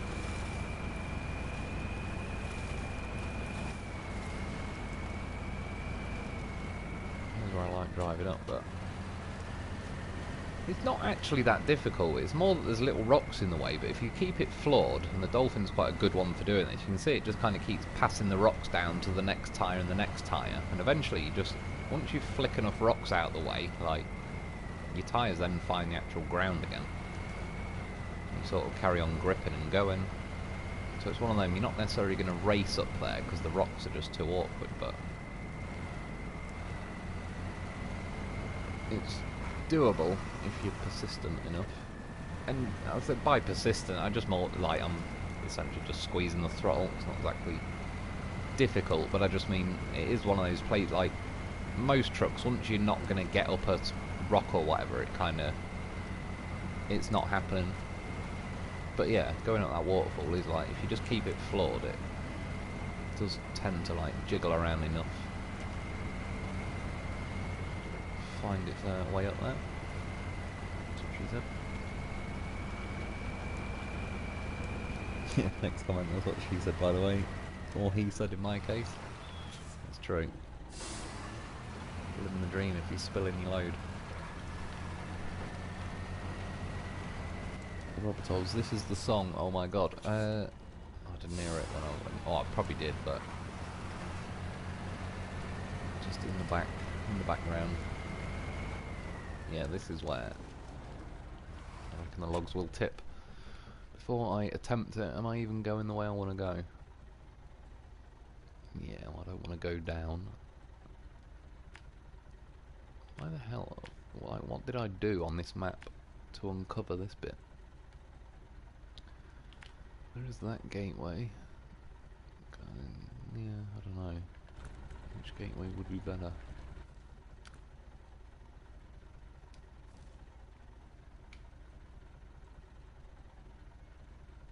Where is the other gateway? Oh, up here. Oh yeah, locked out. Well, that solves that problem then.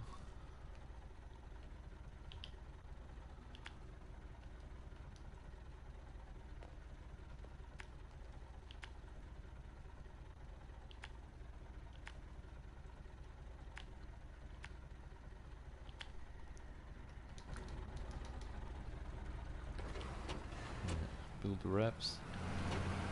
Got the hammer. Before the trailer has a chance to tip. Right game. Know your sneaky shenanigans. I mean, that's a good example of like, if I'd gone slower, the trailer would have tipped. Speed is the key in that kind of case. I always knew it was. Oh shit. Which way am I going? This way.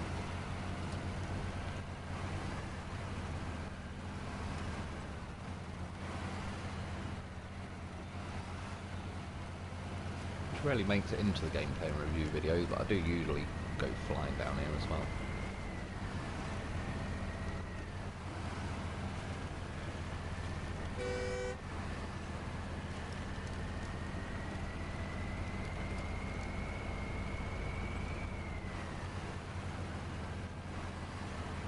Risky, but I'm going on the ice.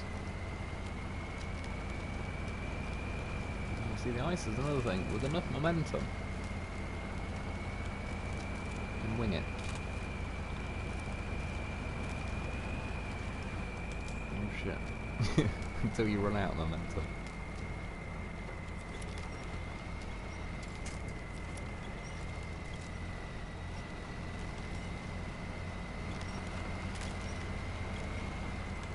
And then you fire giant winches out. And you do it that way.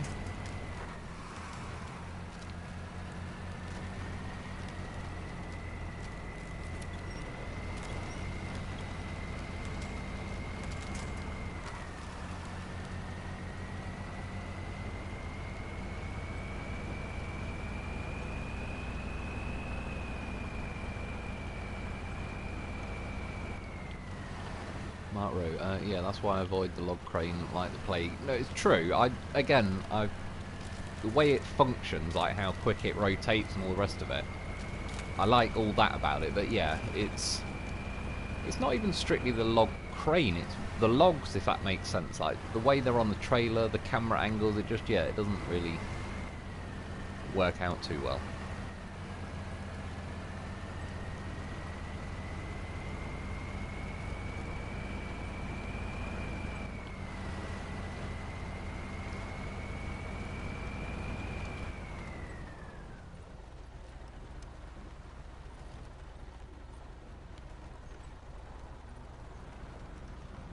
Some flashbacks of dragging a a large vehicle up there with a load. I can't remember what it was, but it happened. I remember it.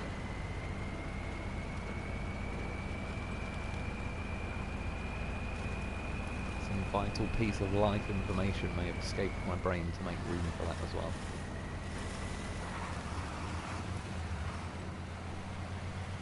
I just think there is actually a limit, you know, to the amount of stuff we remember and all the rest of it.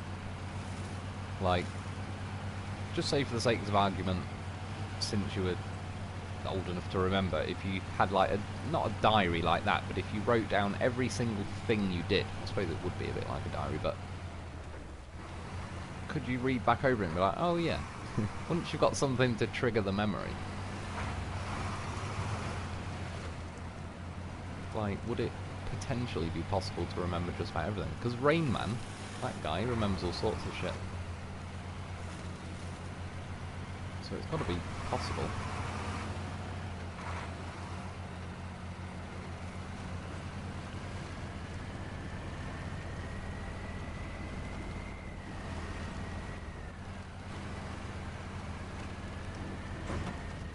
Fucking dickhead logs.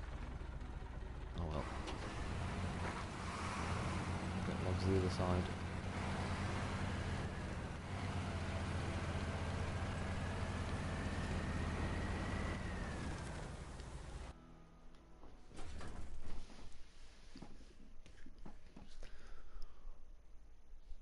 Yeah, with that login trader, they either need to make it less tippy, or I think once you, oh no, it just like it's got that cage on the front. It needs like a cage on the back as well, so it essentially behaves like a really deep sideboard trailer. I think that'd be a bit better.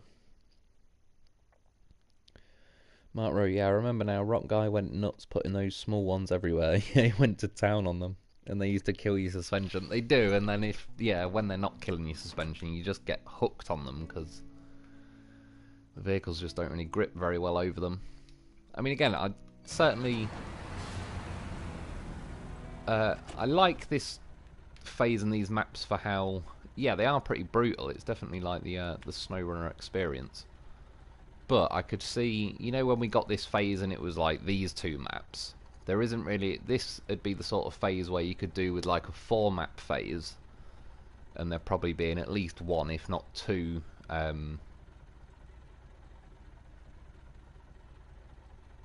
just like slightly easier, more chilled out maps. Because when you think, bearing in mind I am doing this with mods as well, this one mission alone, I must have been doing it for like an hour and a half or whatever. So yeah, God knows how long, much longer it would have taken with just like normal vanilla trucks as well.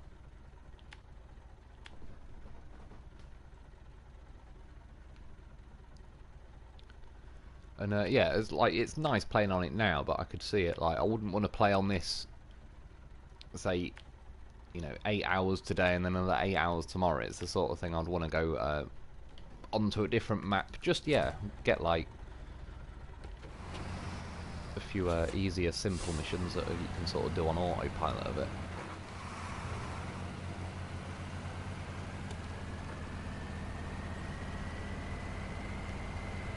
But then there's definitely cases like Phase 8 with the farming.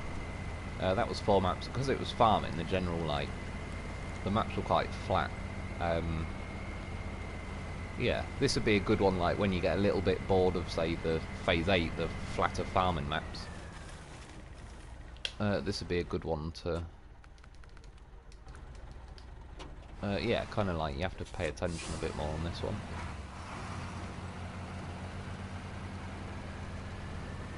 I remember, it might have been the Cat 745C, actually. Couldn't get up that hill, because it...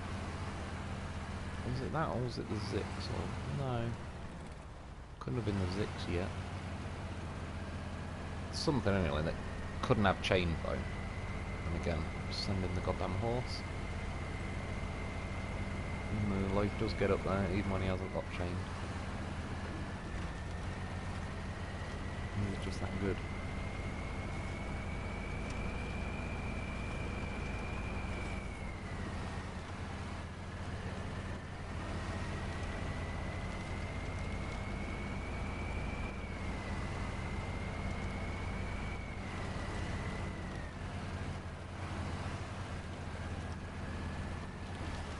Is that a house? Seen lunch boxes bigger than that. Why would you move to somewhere like this? With all this available space and then be like, yep, that little shed, that is what I wanted. And don't get me wrong, like, I'd be more at home in a smaller house than a massive mansion, but I'd probably, you know, a little bit more than that. Right, so at this point, trailer can fuck off. I'm just going to recover back to the garage.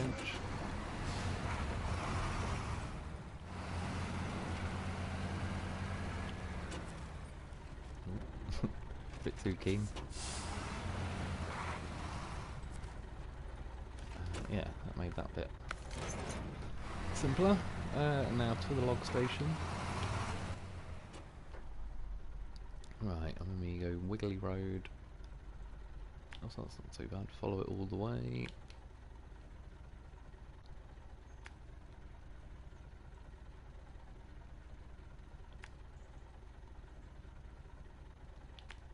Oh yeah, I remember driving all through here as well. Again, like, good, because I think actually some of these swampy bits were not as brutal as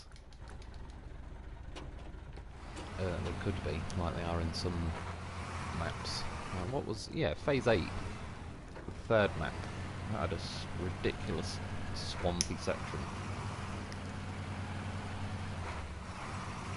It was so bad even my TUZ Tatron got stuck. I wasn't even sure if that vehicle was stickable, but yeah.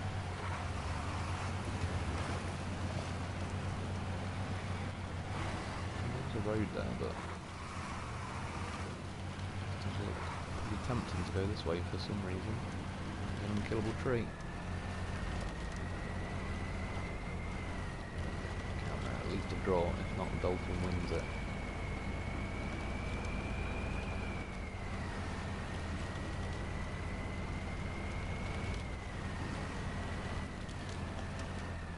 Kind of followed that ditch a bit too well then. I don't do it, trailer. It's not really no dip. See, again, that's what I like.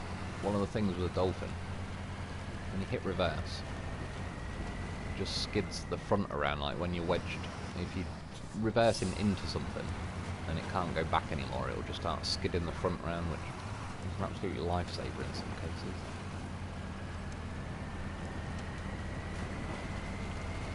I remember driving the P12 through here. One video I made will have a screenshot, something like this. I think I was going the other way actually. I remember it. Right, that house is like the TARDIS, bigger on the inside.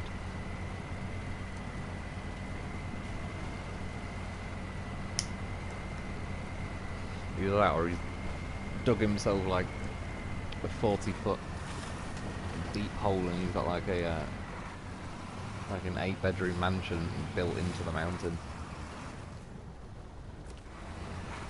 Which, to be fair, I'd probably rather that. A nice little house on top.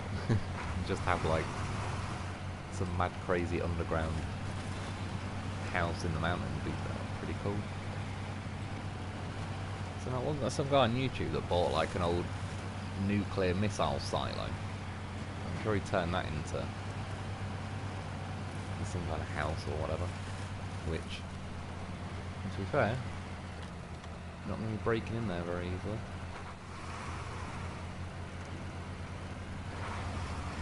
Always wonder as well, because obviously America, like, you see it in films like Terminator and all that, and it's apparently the same over here, that we've got nukes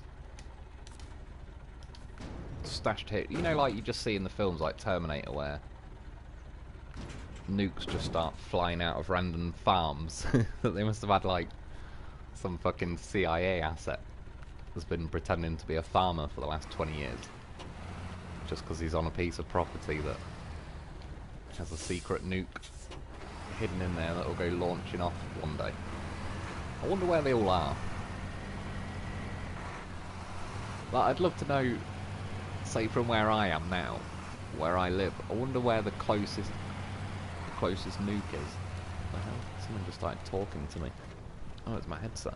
Either one. One sec, sorry. I think it might have said battery low. Let's give it a bit of juice.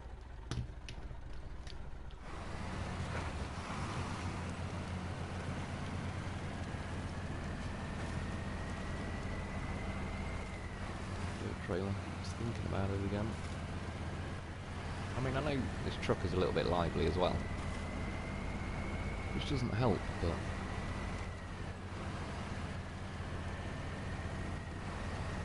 the trailer is just, yeah, have no weight low down, but the actual, the logs have some weight to them, so once you pack them, like the top of the trailer is heavier than the bottom of it.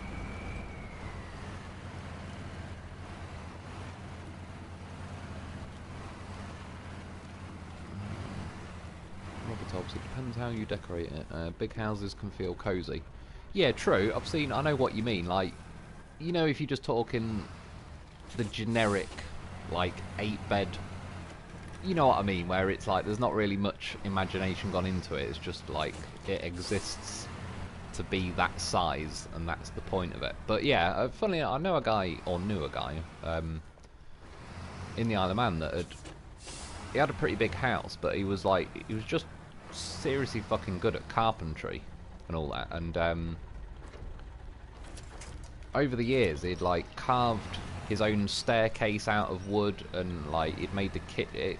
I can't even explain it. It looked like something straight out of a film. Like, it's got to be one of the coolest houses I've seen, and it was a pretty big house, but yeah, it's just how you like it felt really cozy and homely and everything. It's yeah, one of the nicest homes I've ever seen. It's not massive, but the size of the house could have just been pretty dull with normal, just, yeah, it's just a big kitchen for the sakes of being a big kitchen, and just had like no real personality to it. But yeah, it's like he was just ridiculously good at carpentry, and had carved out all like just intricate custom made like worktops, and just all over the walls, the cupboards, the stairs, like everything. It was insane.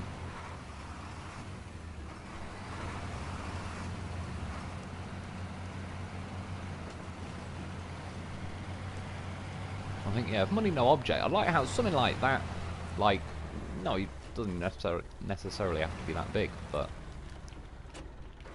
I would like, yeah, something cabin in the woods-ish, like how you say, think of like the, what is it, the video, the music video to Wham! Last Christmas, where they go when they go skiing in that video, up to like some log cabin, yeah, up a snowy mountain kind of thing. That kind of thing. Like, I wouldn't want a gigantic one, that's what she said, but I wouldn't want a tiny little shed, but, yeah. You know, like, just a log cabin in the middle anyway, a nice big fat real fireplace. I love real fires. I've never lived anywhere that's had a real fire. Where I live now used to, but they've kind of bricked them up or whatever, which is such a waste. Although if I had a real fire, I'd burn fucking everything on it. Yeah, I like real fires. Did I ever get that watchtower? I probably did, but I did kind of go around radaring it as well. Well, we finally got that mission done. That was an absolute whopper of a mission. Oh, what, we're 3.5 hours in, so I'll have a look if there's another little mission, but if not, I might call it a day.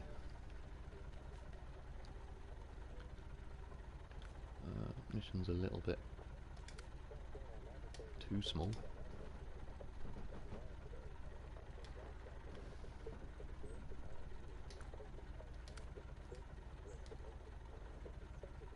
Let's do this one. Warehouse access. It's not a bad one. To there. To there. Right.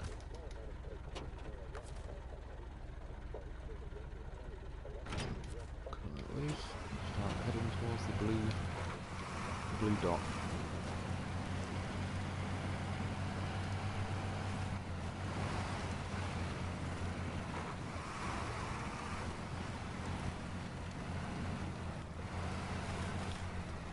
Yeah, when it's been raining and everything all like the last week, and there's been flooding and all sorts. When my brother was out in his van the other day, he was going to where he works, and the road was all flooded out now. There was loads of cars that tried getting through that had kind of, yeah, drowned or done whatever and fucked it up, and they were kind of pulled over at the side of the road. And my brother went to go and cut through in his van, and yeah, there was like, it was like a river that had burst its bank, so it was overflowing all over the road. Apparently for quite, like, probably talking like a 100-meter stretch. Well, I was gonna go straight, but to be honest, that's like the most obnoxiously steep hill for no reason. I'll probably go around. Yeah, and he said at one point when he drove through it, the his van started floating and it started like tipping over to the side a bit, and he said, yes, like, thought I had a genuine moment of like, oh shit, I'm actually gonna drown my van. I think he thought it was one of them like, yeah, it won't happen to me. I'll be able to drive through. To be fair, he did actually make it through, but he reckons he probably half fucked his van in the process, because I don't know, it's just apparently not very healthy anymore. Well, it wasn't very healthy to begin with, but I think it's even worse now.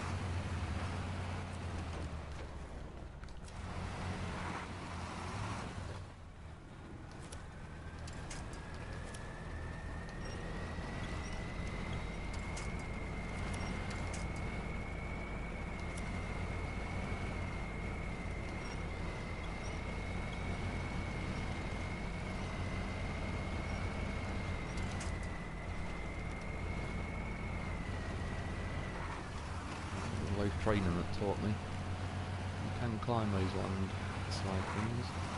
There's a tree practically in the road. To make it worse, it's not even a killable tree.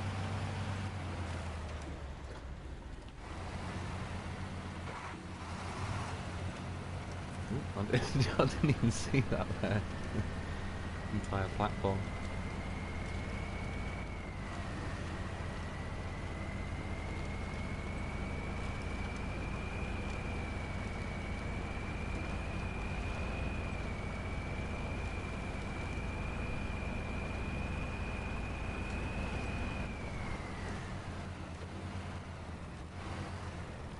Robertovs, I'm seriously fucking good at decorating. That's good, it's a good skill to have. I'm not. My house, even now, somewhere I've got some kind of 3D-ish holographic Pulp Fiction big like poster thing that I could put on one of my walls, but yeah, I'll be honest, I've not got a single picture up. All my rooms, all my walls are just painted white or whatever. I've also got stuff in each room, but yeah, I have no pictures hanging up. I've got nothing like that. I'm not well, I was going to say not too good with the old decorating. Where I used to live, my caravan, because I owned that, I decorated that a lot more. Yeah, a lot more. I think, and not that I'm saying this is like necessarily a good reason, but I think I've always just thought, because where I'm renting, I was just kind of like, meh. If I do it up, so to speak, like, you never know, they could say, oh yeah, we're you know, we're selling the house or whatever it is, so you'll have to move.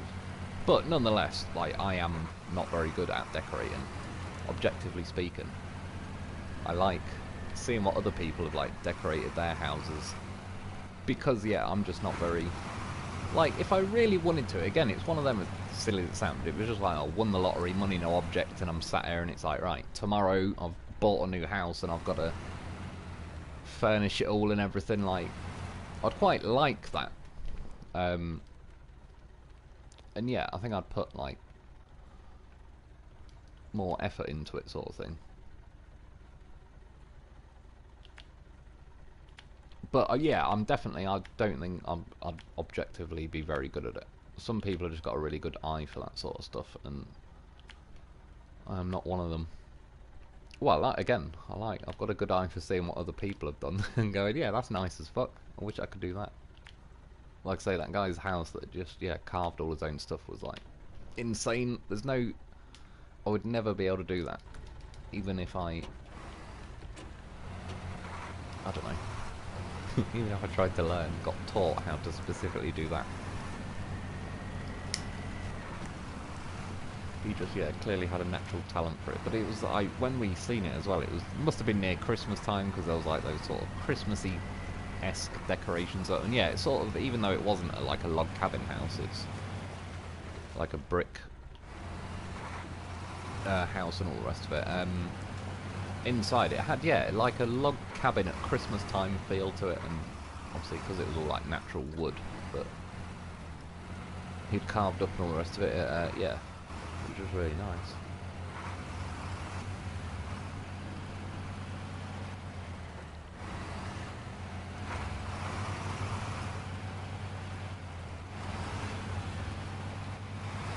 But yeah, my place is decorated with cardboard boxes and stuff for my cat.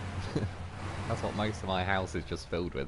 Really, if you removed everything that was in some way related to the cat, probably wouldn't have a whole lot going on in there.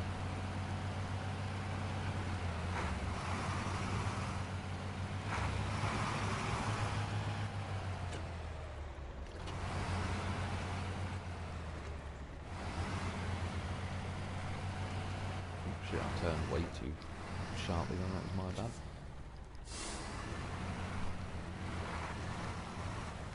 Right, there are over 450 active Minuteman nuclear missiles in silos spread over 3 states in the USA, ready to go at any time. Some are based on people's farms.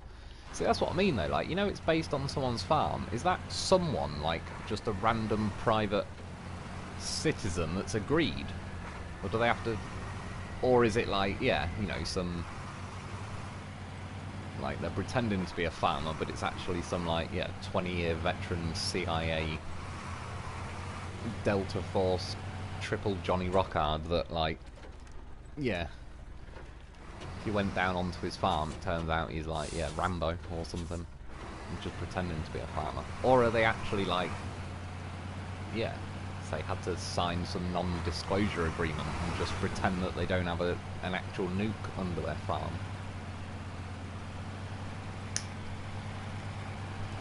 It's pretty crazy shit when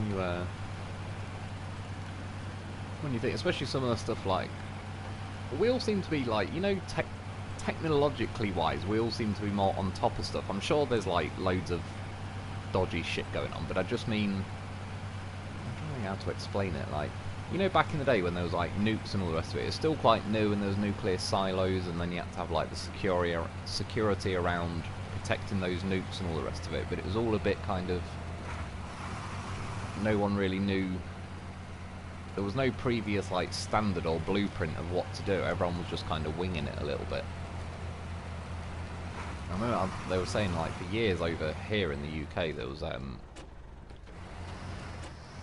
think like the codes to get in or to launch the nukes or something was 0000, because in the end they were just like, well, fuck it, we can remember 0000.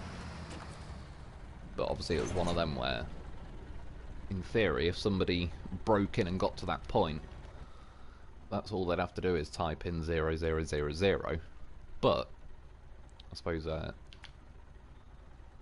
it's one of them things where if you did break into a nuclear facility, you probably wouldn't assume you're going to just be able to type in 0000. You're probably like, oh, it's going to be one of them, like Charlie Mike Alpha Echo /.3, and someone will have to like snap one of those cases in half that the little bit of paper comes out of and all sorts. But yeah, we apparently just had them set to that so they could remember them. And then yeah, when you read about like Russia, there was the guy watching like the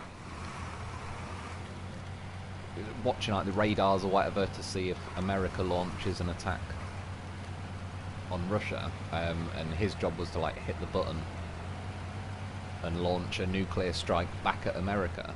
And when he said at some point, like, the radar started lighting up, and the computer system basically told this Russian guy, like, yeah, America's launched nukes, like, they're gonna hit us in a minute, and you've got to hit the button to launch, like, the counter strike. And in the end, he decided, like, he just said he had a gut feeling or whatever that it wasn't actually a nuclear strike. So he didn't hit the button to retaliate, but he said it was one of them things where, like, if he's wrong, no one will ever know, because they'll be wiped out by nukes. But if he's right, then he, yeah, kind of in a weird way, prevented, like, World War III. But it ended up being, I think it was some clouds that the radars had confused for nukes.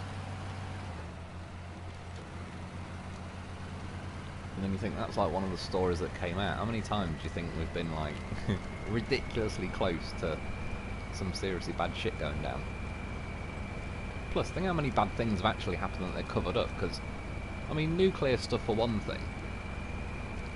They clearly, like, cancer rates and all that have gone up pretty sharply. Quite a lot of things have since around the 50s and all the rest of it when they were testing nukes. And the fact that even governments were all like, yeah, we need to stop detonating these things.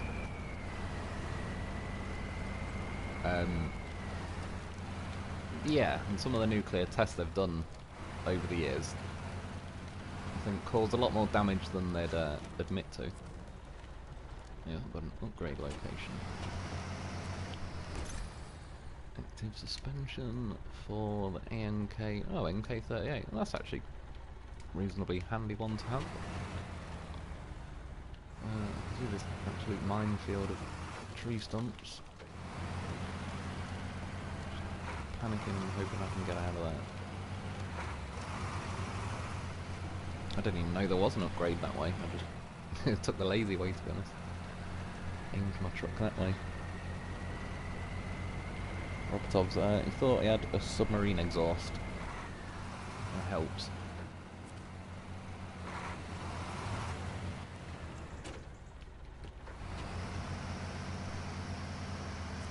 If all else fails, get a loaf.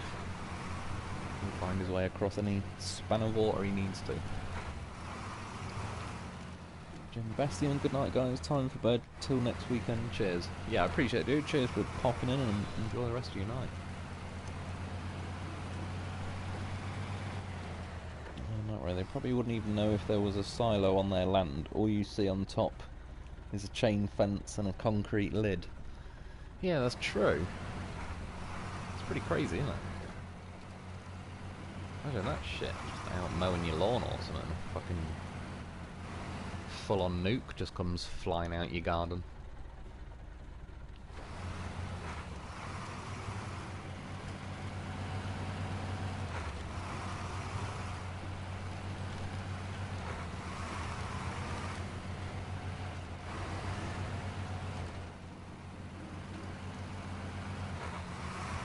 I don't know why, they always make me laugh as well, and there's a few videos online of when they're doing like nuclear convoys. There's a few in America I've seen on the UK where, like, because someone's filming them and all the rest of it, then obviously they're driving a nuclear bomb around.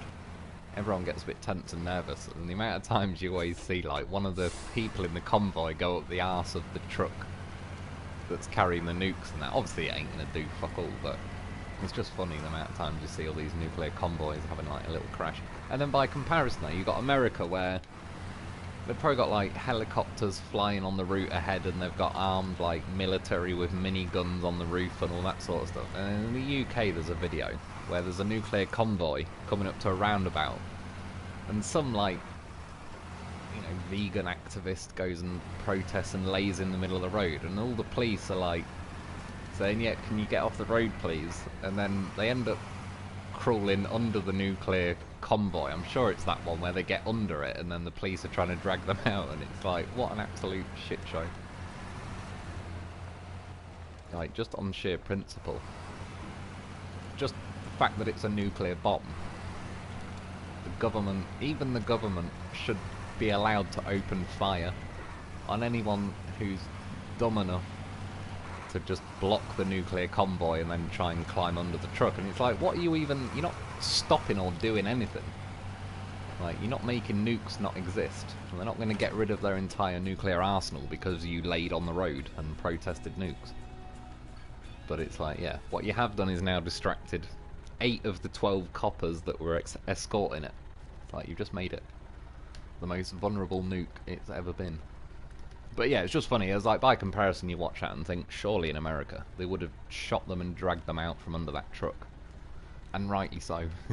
And I'm not even, again, I'm normally anti that sort of shit, but when it's more like, it's just embarrassing to have a video where it's like, Jesus Christ, that is our country driving a nuclear bomb round, and some vegetarians gone and fucked the whole process up. And yeah, it's just a bunch of police being like, oh, can you move please? It's like, fuck that. It's a nuclear bomb, for Christ's sake. Be asking a bit more sternly than can you move please. Yeah, well, I might call it a day there. It's been pretty successful. Didn't get as many missions done as I wanted to, but to be fair, there were some pretty hefty missions. Only got 2 of them done. But that login one in particular took a pretty fat portion of time in its own right. And we got the maps unveiled, but we're not going to have... I still need to get that a little bit done. Phase 12, I'm assuming, isn't going to come out before next week. So, yeah, next week I could carry on like the live stream and get stuck in some more of these, and in theory, other than doing that little bit, I should actually be able to smash through the missions a bit more. Just another loner. A polar bear set off alarms at an air base in, I think, Wisconsin during the Cold War. They thought Russian Spetsnaz were invading the air base. Yeah, I mean, there must be loads of stuff like that. There probably is still now, but do you know what I mean? Where that's what I was sort of saying. Like, technology's a little bit more caught up to where, or you can have cameras and everything in place. So if the alarm goes off, you can go, oh, double check it with the camera. But back, I don't know, in like the 50s, 60s, all that, it really was kind of like everyone's just hanging on by the seat of their pants and thinking, fuck it hell, like, let's just, like, no one really has any. The people who were in charge of nukes in the 50s and 60s, like, they didn't have anyone to look to and go, oh, how do you look after nukes? Because it's like, yeah, they just didn't exist or whatever. And yeah, you had things like the Russians thought clouds were nukes, and like you say, a polar bear they thought was Russian Spetsnaz and all that. It's pretty mad how close, like, innocent things have probably came to being yeah, some like serious life-changing stuff. I mean, when you think, well, it's kind of in the similar vein. I was going to say in World War One, there was Hitler was obviously fighting in World War One, and at one point during like a fight between the UK as well, there was loads of bombs gone off and it was all foggy and everything. And Hitler got like lost and turned around and started walking back to what he thought was his trenches, but he ended up walking to the English trenches. And as he came out the fog, an Englishman picked up his rifle and pointed it at him. And he said Hitler just kind of realised, like, oh fuck, I've walked to the wrong set of bunkers, like I've walked to the wrong side. And the guy said, like, he just looked like he just was like, oh fuck it, like, I'm dead, you've got me, I've fucked up. So the guy just kind of said to him, like, you know, fuck off. Run back into the fog and go back to your own German lines. And yeah, it turns out that was Hitler, which if he had shot him, probably would have changed history quite a lot.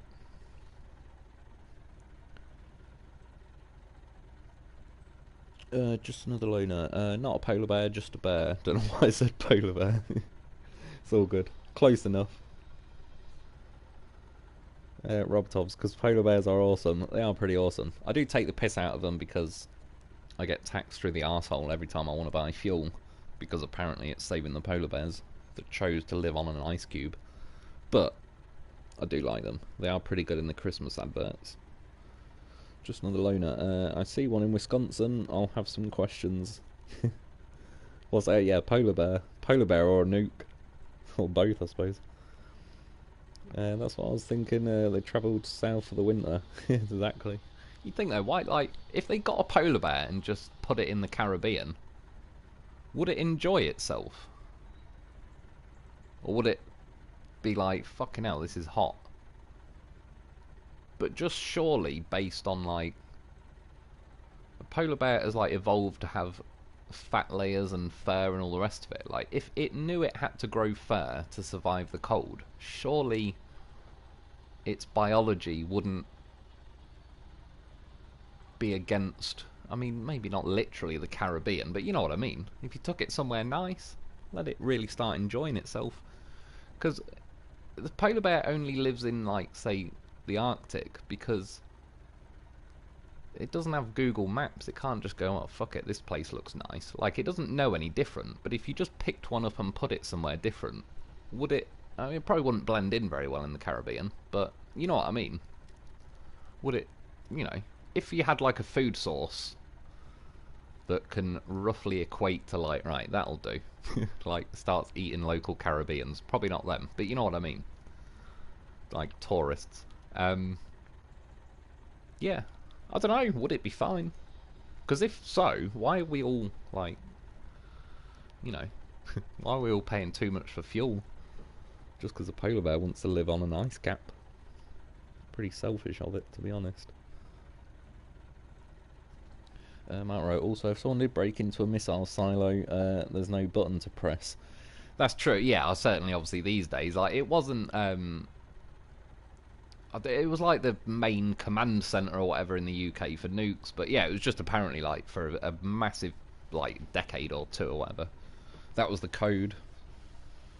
But obviously it's one of them where, yeah, one good luck breaking into that nuclear place and all the rest of it and getting to that point, but it just, instead of it being like some clever, complicated code. Rob Tolls, have a good morning. Yeah, I appreciate it, dude, and same to everyone else as well. Cheers for popping in. Mark Rowe, yeah, there's a video on YouTube showing an American nuclear convoy with helicopters and armed military vehicle escorting them. Which is more what you'd expect. With ours, it was like... just like an old tranny van, police van, and probably like an old Land Rover. But it was just more when the protester, and they were just asking them, can you move? It's like... they've just stopped a nuclear bomb, for Christ's sake. Like, what a disaster.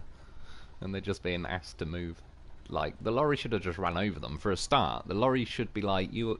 under no circumstances are you stopping. But they also know that, like, when they move nukes and that, they're so safe. You could set them on fire, you could blow them up, you could crash into them. They're not going off unless they want them to go off, so yeah, it's not really that dangerous. But you know what I mean, just on principle, it's like, fucking hell, the rest of the world's watching, don't look like a fucking idiot. Just run them over, take the hit of, like, their family going, oh my god, you ran over my vegetarian annoying child, and it's just like, yeah, well, they got in the way of a nuclear bomb, so we ran them over. Fair's fair. It's for the, the safety of everyone. Matt Rowe, thanks for the stream. Yeah, I appreciate it, dude, and yeah, again, same to everyone. Cheers for popping in. Enjoy the rest of your morning, evening, afternoon, whatever time it is where you are. Yeah, I'm still, in theory, get back to doing the videos. I want to get the rest of Phase 11 done before Phase 12 comes out, so I'm going to have to get my arse in gear pretty soon. But yeah, until then, enjoy whatever it is you get up to, and yeah, I'll be back soon.